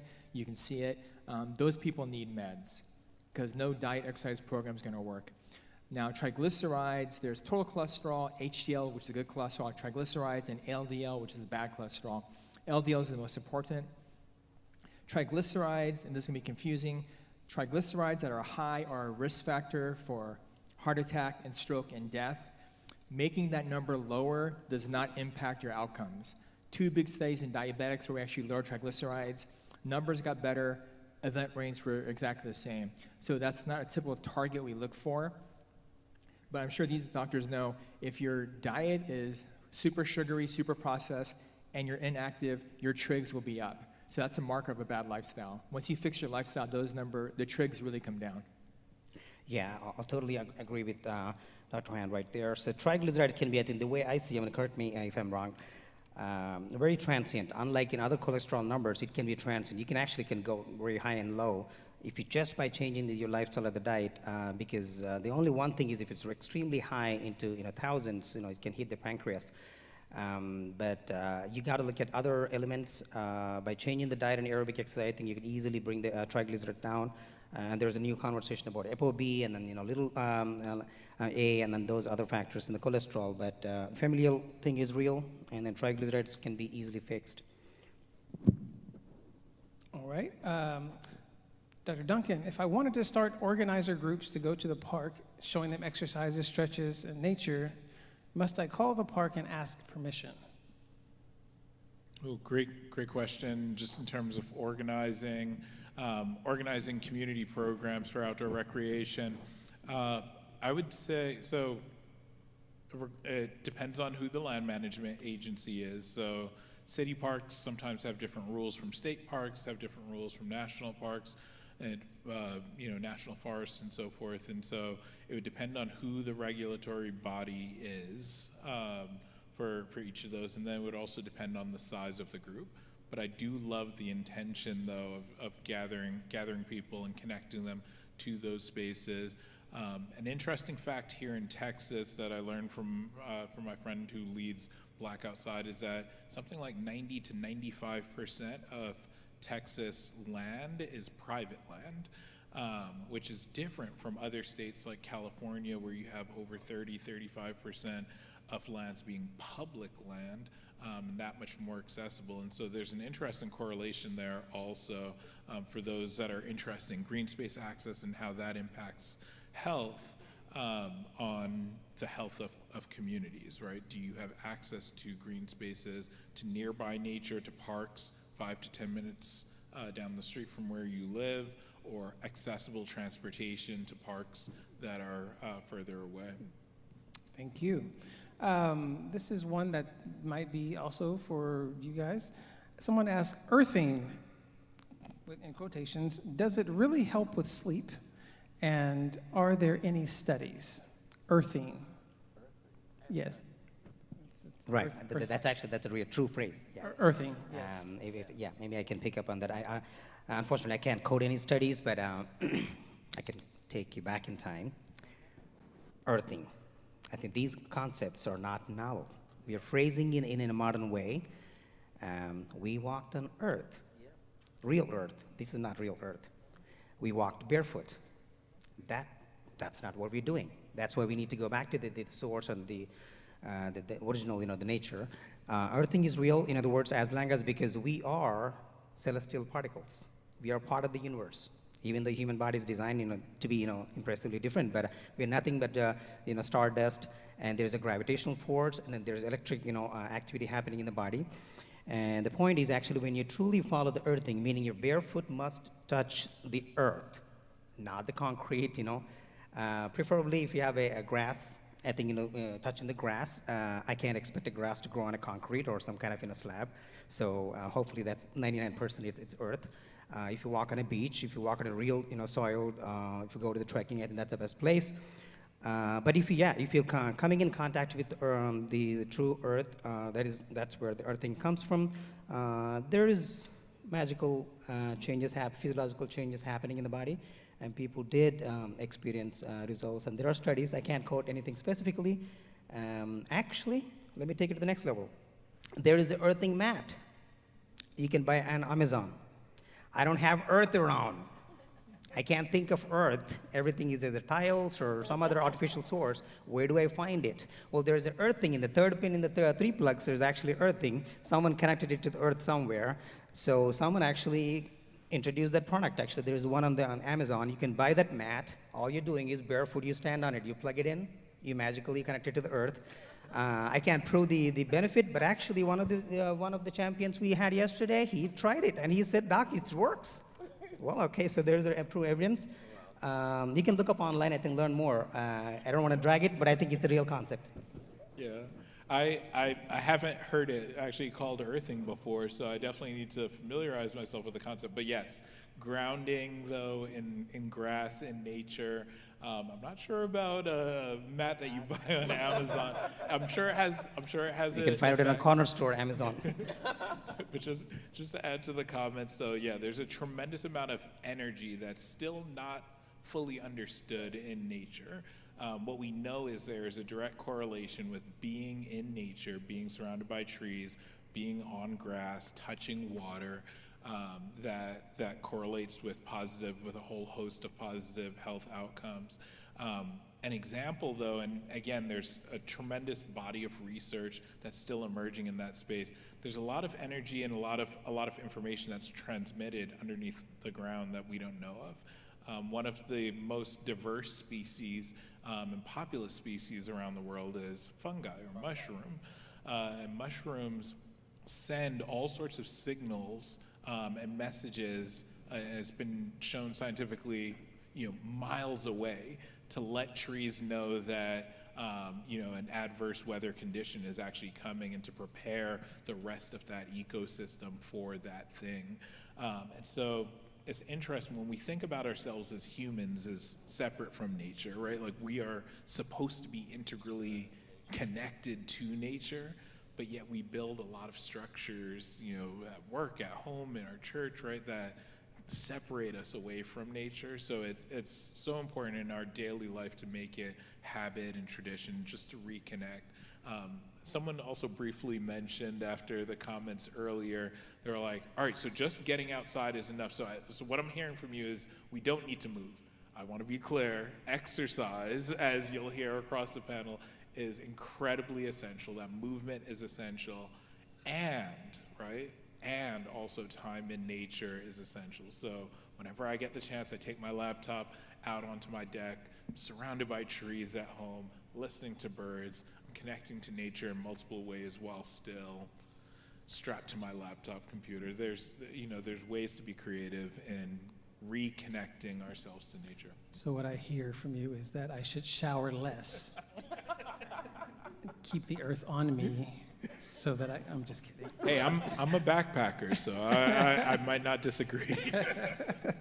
All right, so the next question says, I know the ultimate goal is health, but what are your thoughts on statins? Keep reading mixed messaging and new information. I don't understand the question again, so whoever's answering, can you maybe explain to us what they mean by statins? What is it? I can take that one. Okay. So statins are a class of medications that are used to lower cholesterol. So it's really not controversial. Anything we give as a medicine has a risk-benefit ratio. So it can help you, but some people are going to have an adverse reaction to it. Same thing goes for peanut butter, bee stings, shrimp, whatever. People have been killed by all sorts of stuff. Now, having said that, most people do really well on statins. About 8% will get muscle aches, and probably 1% will have what we call brain fog. Now, if you have a side effect, you should tell your doctor and then get off the medication and try something different. There's no reason to stay on medication that's giving you a side effect. Now, having said that, they did an incredible study called the nocebo trial. So they gave people statin, and they gave the other group sugar pills. And both groups equally complained of muscle aches. So they call it nocebo for reverse placebo effect. So people are already imagining that they have an adverse effect from the medication. So generally, I prescribe statins all the time. What I really try to do is have patients exercise, sleep, de-stress, lose weight, and then hopefully slowly come off their statin. I was on Lipitor, did fine on Lipitor, but then I lost a bunch of weight, got off of Lipitor, my numbers are better. So it's totally doable. All right, if you can, please go ahead. Bobby, is the purple on?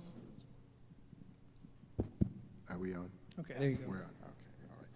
So, you know, as far as statins go, when it comes to your brain, is largely made out of cholesterol, you know, like your white matter. So, statins are medications that are going to keep you alive if you have cholesterol issues that are interfering with your cardiovascular system. Absolutely. So, I mean, they could extend your life. However, the best thing is for you not to need it, because if there's an effect, there's always going to be a side effect. There's no free lunch. You know, that comes with antibiotics, that comes with antidepressants, that comes with statins, that's what comes with the medication. However, if you are in a bind, if you are in need of it, you know, this will buy you some time to get your act together. Bottom line, you know, whatever it is. So there are, with any medications, you know, there are potential side effects from our standpoint. You know, in psychiatry, we do see increased depression, but there's that nocebo study as well. You know, so could it be there? Is it just the effect of the statin, or was there something already predisposing there? You know, there is link with, you know, early onset dementia as well. But was it the statin, or was it something else going in there? So there's several reasons why people can, it's pieces of evidence that you can utilize to put your own personal bias in it. You know, if you need it, it can save your life. You know, but I wouldn't see it as something that is, and that's for any medication, you know, something that you should strive to stay on forever if you can get off of it. If you can't get off of it, like the doctor was saying before, you know, there's people that have metabolic issues, or they have, you know, genetic predispositions in which they cannot metabolize, and they store these things and they require medication. So consult with your doctor. Don't just get off the statins because you read something online, you know, or because you heard that it might cause this, that, the other. You know, have a plan, have a decision, have a long-term goal. If you're going to have an exit strategy, you know, as to those medications, that would be my advice. If I can add something, JJ.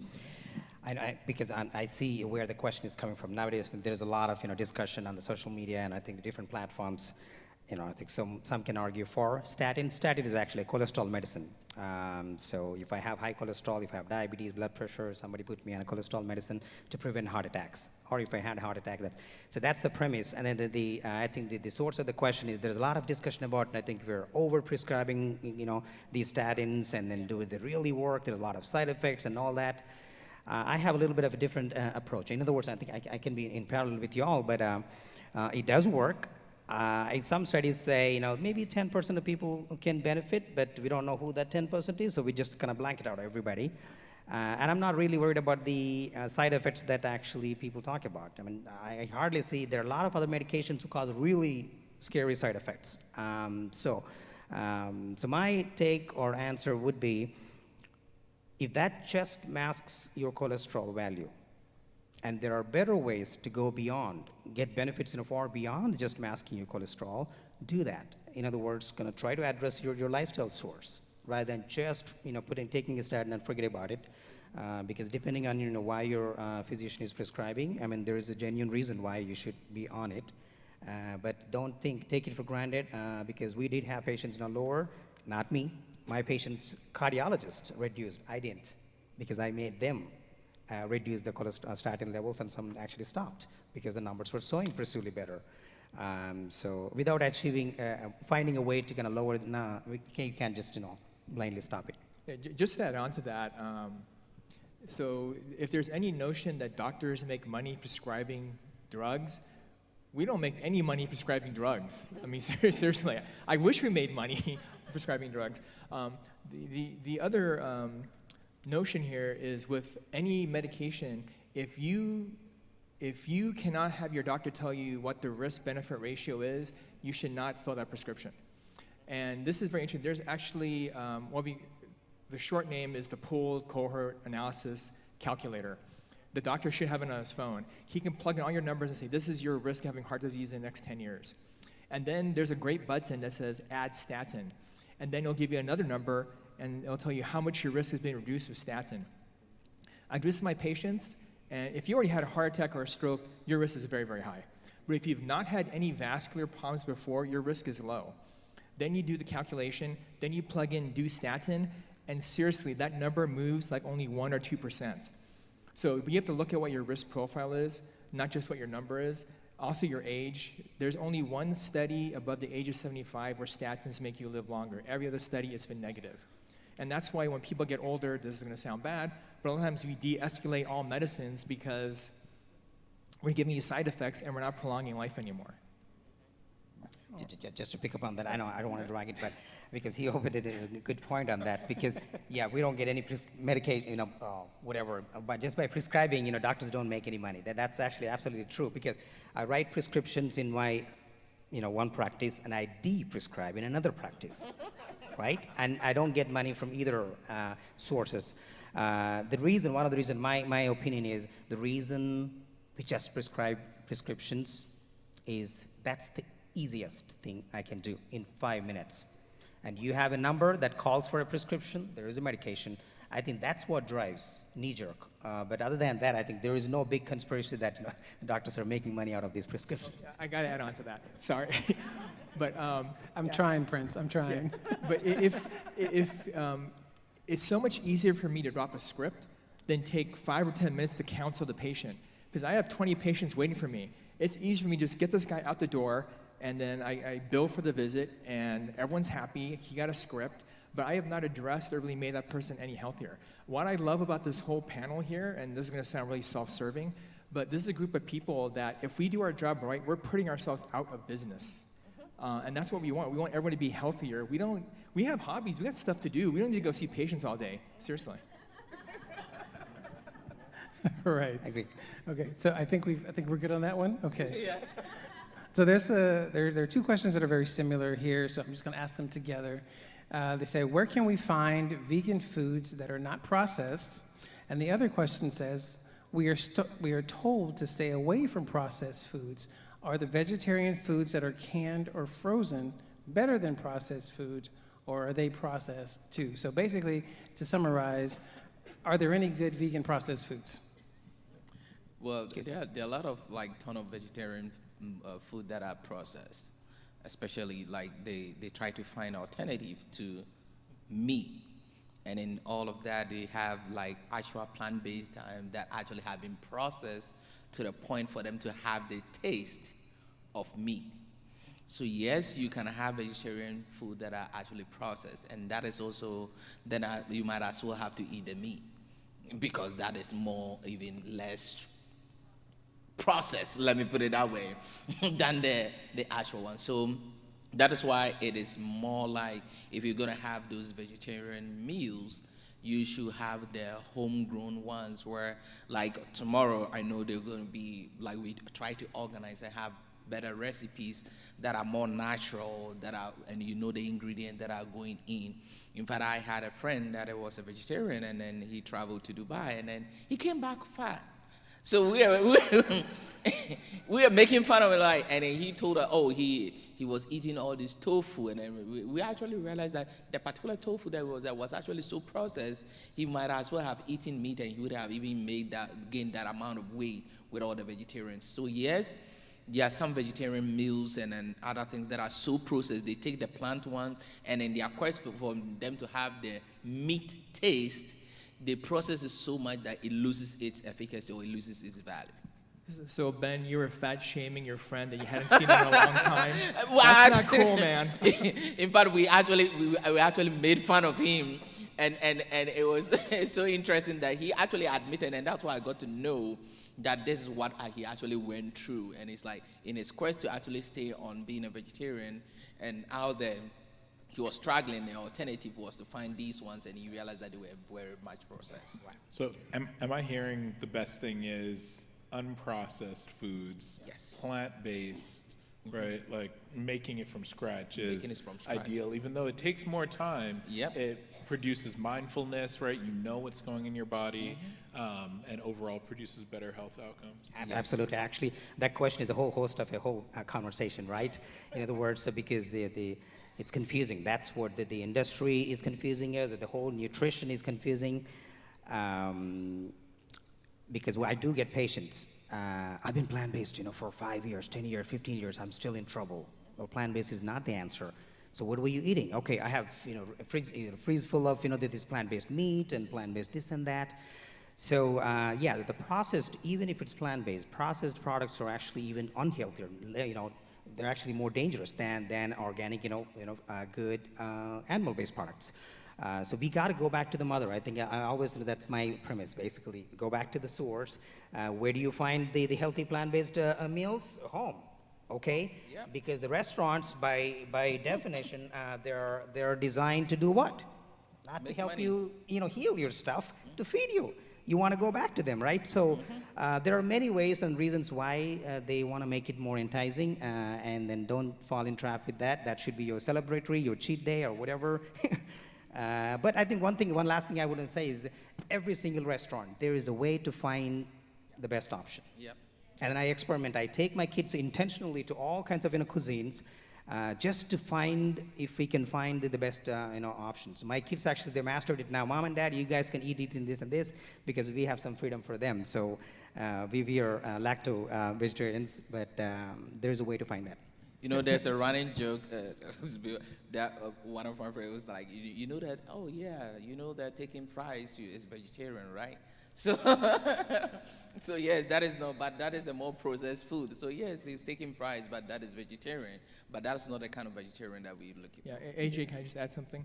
Yes. Sorry, AJ is sick of me. But the overall diet that most doctors recommend is what we call whole food. Plant-based. And whole food is anti-processed food. I think the veggie meats, Impossible Burger, Beyond Beef, stuff like that, it's good to go from dead animal, fake meat, to none of that kind of food. Coke, Diet Coke, water, there's a role for some of the stuff, but when you get stuck there, it's not good for you. Transition, in other words, that's the best transition option.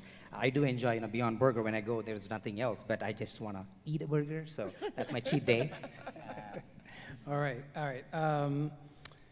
So, Dr. Medina, you talked about sleep and factors, things like this. So this question kind of is for you. What do you recommend for someone that has a hard time falling asleep due to chronic anxiety? Body feels tired. My mind feels active, like if it's still daytime. The background, the diagnosis of chronic anxiety, depression. Dysautonomia. Sorry, say that again? Dysautonomia. Yeah, that.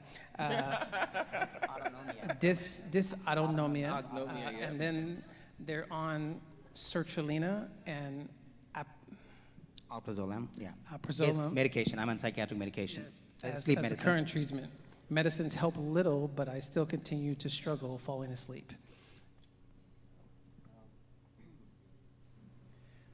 It works. Okay. So, I think I touched a little bit on it. Imagine you're in a war zone, and do you really want to fall asleep so profoundly that if the enemy comes by, you won't sense it? No. So it's not going to help you survive. So your anxiety hormones, your epinephrine, norepinephrine, even cortisol, interleukin-6, all of these different inflammatory factors are meant for you to stay awake. Okay, so the reason why, so as long as you're anxious, you are going to have a hyperactive HPA axis, we call it hypothalamus, pituitary, adrenal axis, right? So adrenal, that's where you have your adrenaline, right? Your epinephrine, et cetera. So those have effects on your cardiovascular system as well that are not going to allow you to fall asleep. For you to fall asleep, your blood pressure and your heart rate has to go down significantly to induce unconsciousness. It's kind of a signal for, you know, the microglia in the brain or the macrophages to do all the cleanup.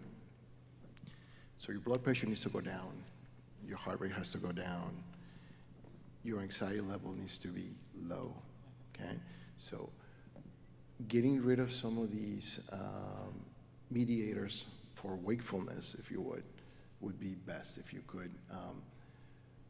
Exercise is the #1 way that you can do to get rid of these actors that are supposed to help you fight, endure battle, you know, endure decreased bleeding, or run for long distances, you know. So exercise is one of the best way to tire your body. Your body has to be as tired as your mind for you to fall asleep. Exhaust your body, right? So that's one. And #2, you have to understand that anxiety is fear, okay? And you need to really get to the point is, what are you afraid of? What is, you know, in many times it's many things coming all at once, right? People that have generalized anxiety disorder, it's so many random thoughts. Get a notepad, especially when you're trying to go to sleep, get up, write them out, and deal with the items, you know, one by one. That way you're not floating around, but there's something concrete. You need to move it from the overwhelming sea of emotions that are amorphous to something that is concrete that you can do something about, something about it, something about it. And the #1, since we're here, you know, thing that you can do is, once you write those things, give them to the Lord. If He is the foundation of your being, you know that the things of this world are transient and they're going to go away no matter what. They can take your house, they can take your, you know, health. Even if you die, it's going to be okay as long as you're with Him. So if you have that foundation, that is the antidote really to, at the core of anxiety. Now, finding focus, that's where meditation and prayer, that's part of the things that I put at the end. Bringing it all together, simplifying it, and doing that before you try to go to sleep. Coming to that peace before you lie down will help you fall asleep. Because if you don't, then you're going to be tossing and turning and all this other stuff, you know. And you're going to have nightmares too.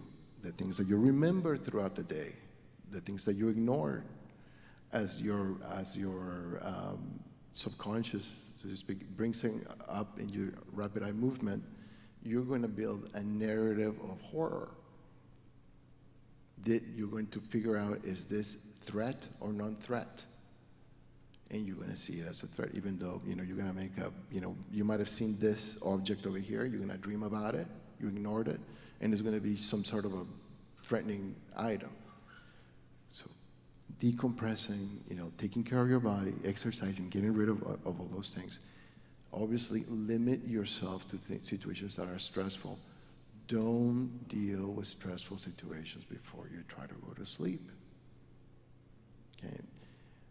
Couples that are married, don't, you know, I've heard this several times. They say, you know, don't go to sleep until you resolve the issue. Don't go to sleep angry. Don't do that. Don't do that because you're tired. You're not thinking logically. You're going to be like Elijah. Let me die. I'd rather die than to keep hearing you. You know, don't do that. If you really want to solve the problem before you go to sleep, look at each other and say, honey, I love you more than the issue that's making us fight. I love you more than that. And right now we can't think it together. We'll figure it out in the morning. And that's how you make peace. We'll figure out when we're thinking logically. We'll figure out when I'm not hungry. We'll figure it out when we're good, when we can think and not react. Okay? So avoid stressful situations before you go to sleep. Shut down before you go to sleep. Don't watch TV right before you go to sleep. You know, do these things. Now, some of the medications that you're talking about, you know, like serotonin reuptake inhibitors, like sertraline, can come back and bite you if you are anxious already, because serotonin is the buffer zone, if you would, if your depot neurotransmitter. And there's only one, the only difference between serotonin and norepinephrine is where one of the carbon chains attaches. It decleaves and it attaches to another side of that same benzene ring, and then now you have norepinephrine. So it can be very easily converted back and forth. And if you're already anxious and you're breaking it down, you know, it can make you more anxious. It's a double-edged sword. Things like alprazolam, benzodiazepines, alcohol, and benzodiazepines act in a similar fashion. They're chloride channel, you know, openers, if you would, the promoters, got through the GABA receptors. Especially things like alprazolam. If alprazolam doesn't put you to sleep, alprazolam's a very quick-acting benzodiazepine. If it doesn't put you to sleep, it's going to wake you up. It's going to make you more anxious. Okay, so it has to be dosed right so that it really depresses you enough to sleep. But if it doesn't, you might, you know, also the use of alcohol, sustained, and benzodiazepines prolonged. I've said early onset dementia many times, but there's a high risk of early onset dementia with the extended use of benzodiazepines and alcohol. They act in the same way. Okay, so get to the core. Get to the core of what is scaring you. What are you scared of, and why? Now, Dr. Medina, in the Christian world, sometimes, Adventist world, I don't see us advocate for therapy very often. Mm-hmm. You're obviously a therapist. Would you just suggest getting on the internet and just finding my nearest therapist, or is there a certain search I should do for maybe a Christian therapist? Or is there even such a thing nowadays? Are you an anomaly, or are there many Christian therapists out there?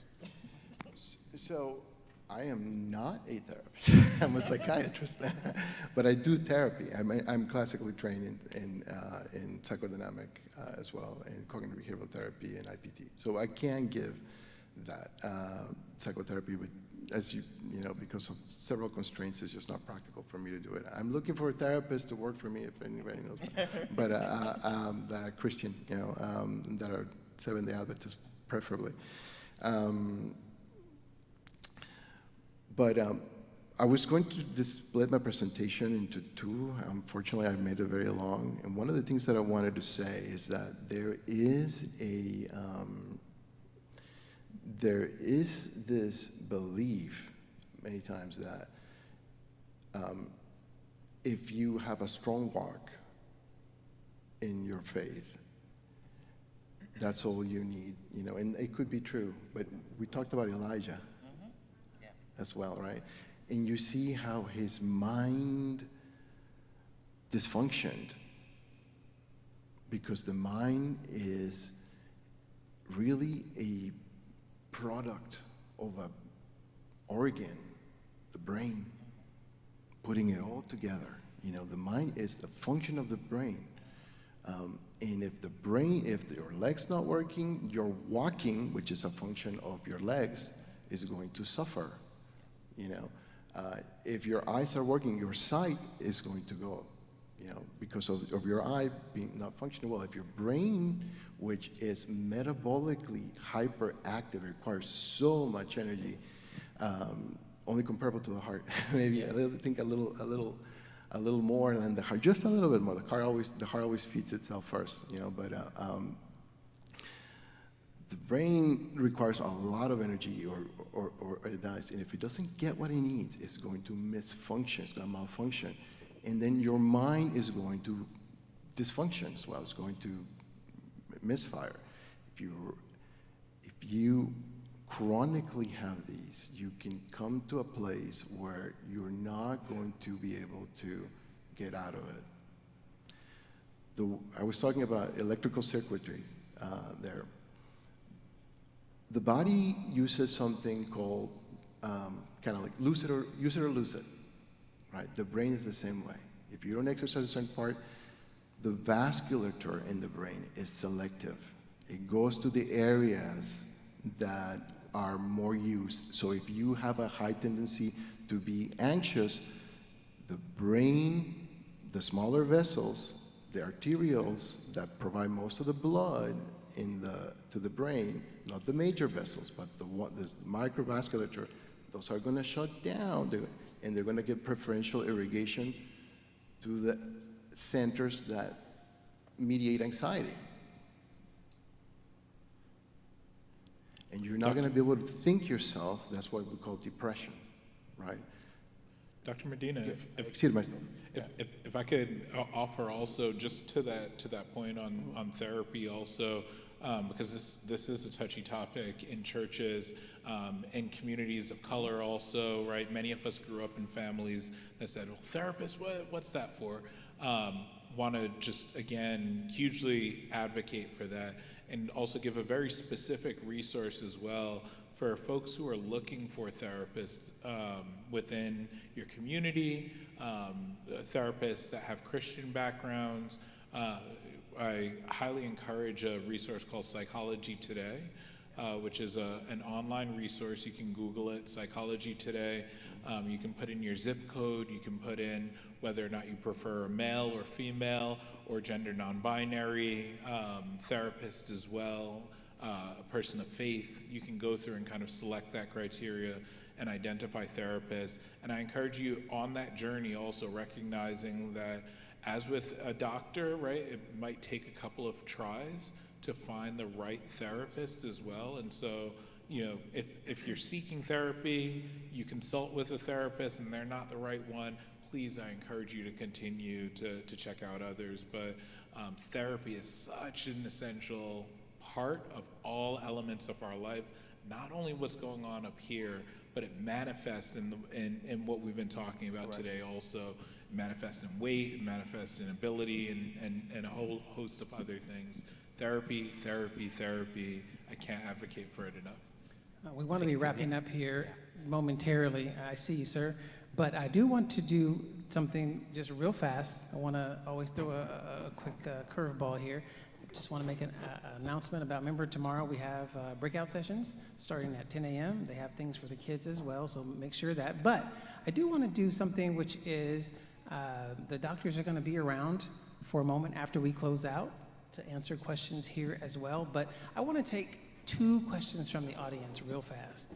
2 questions from the audience, just 2. This is like a curveball, right? I want to take 2 questions from the audience real fast. I have 1 question right here.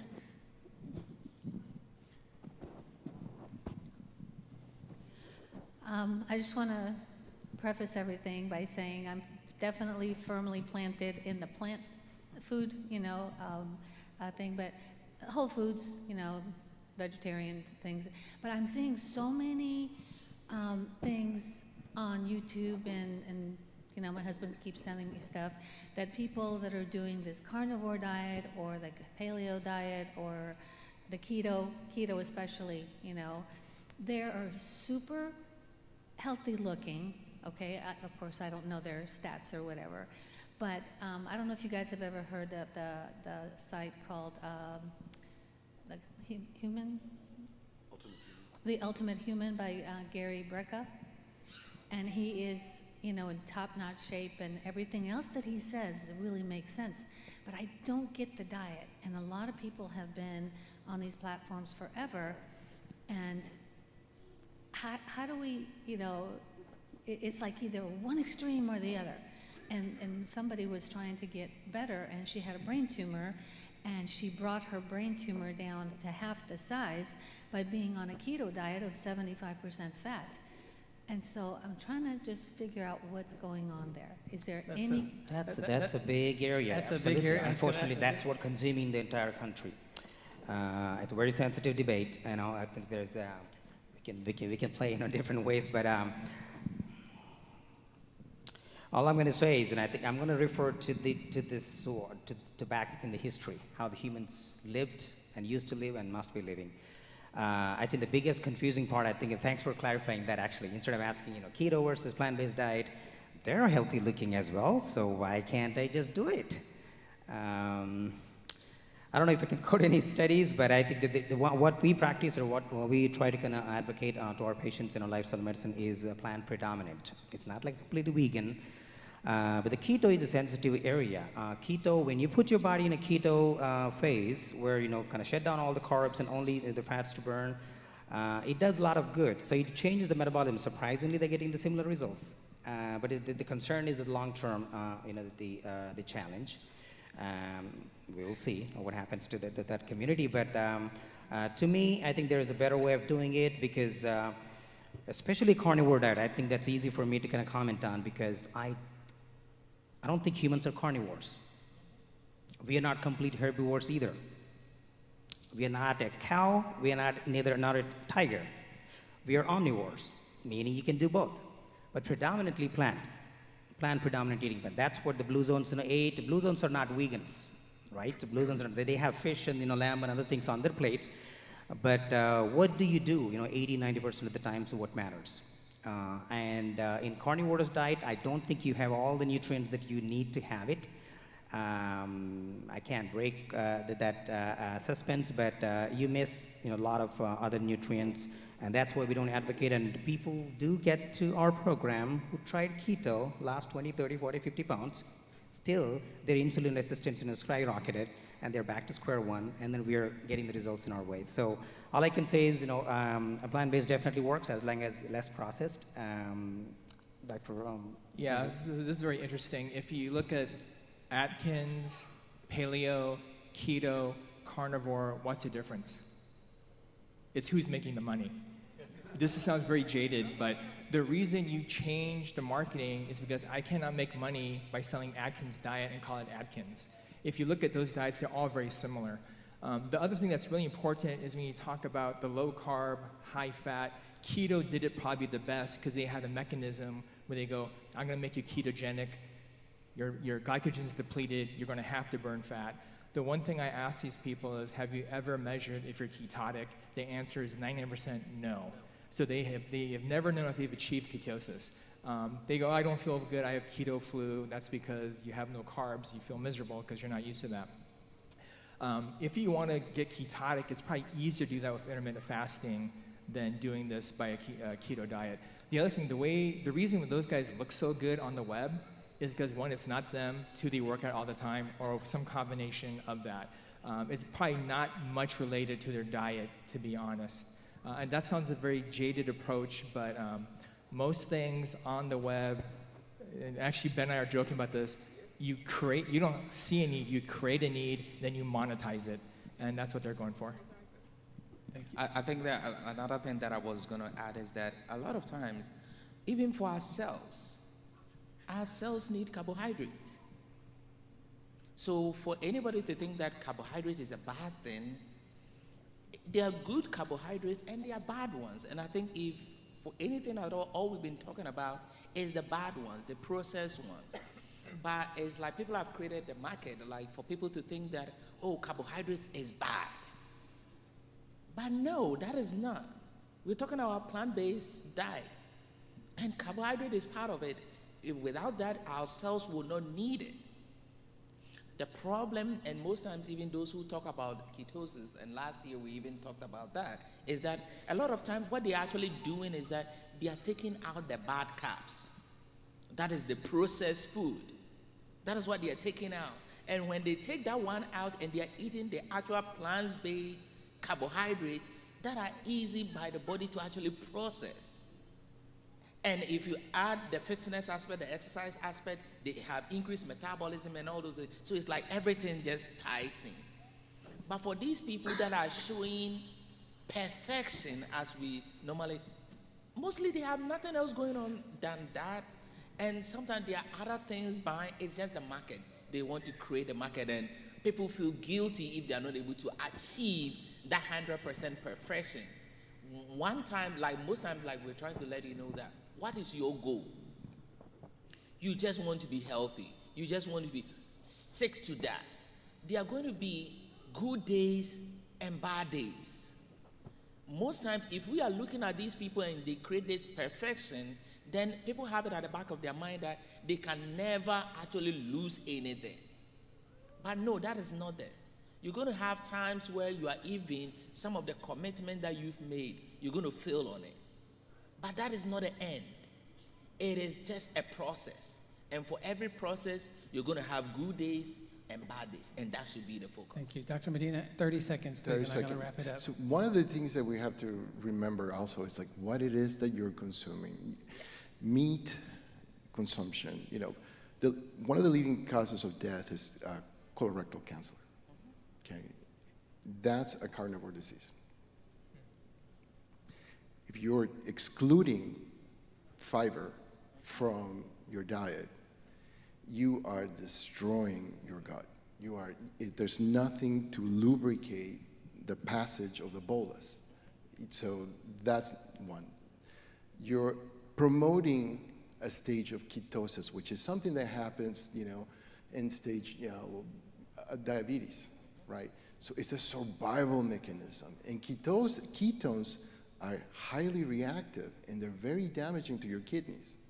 So it is not a sustainable way to live a long life by staying in ketosis.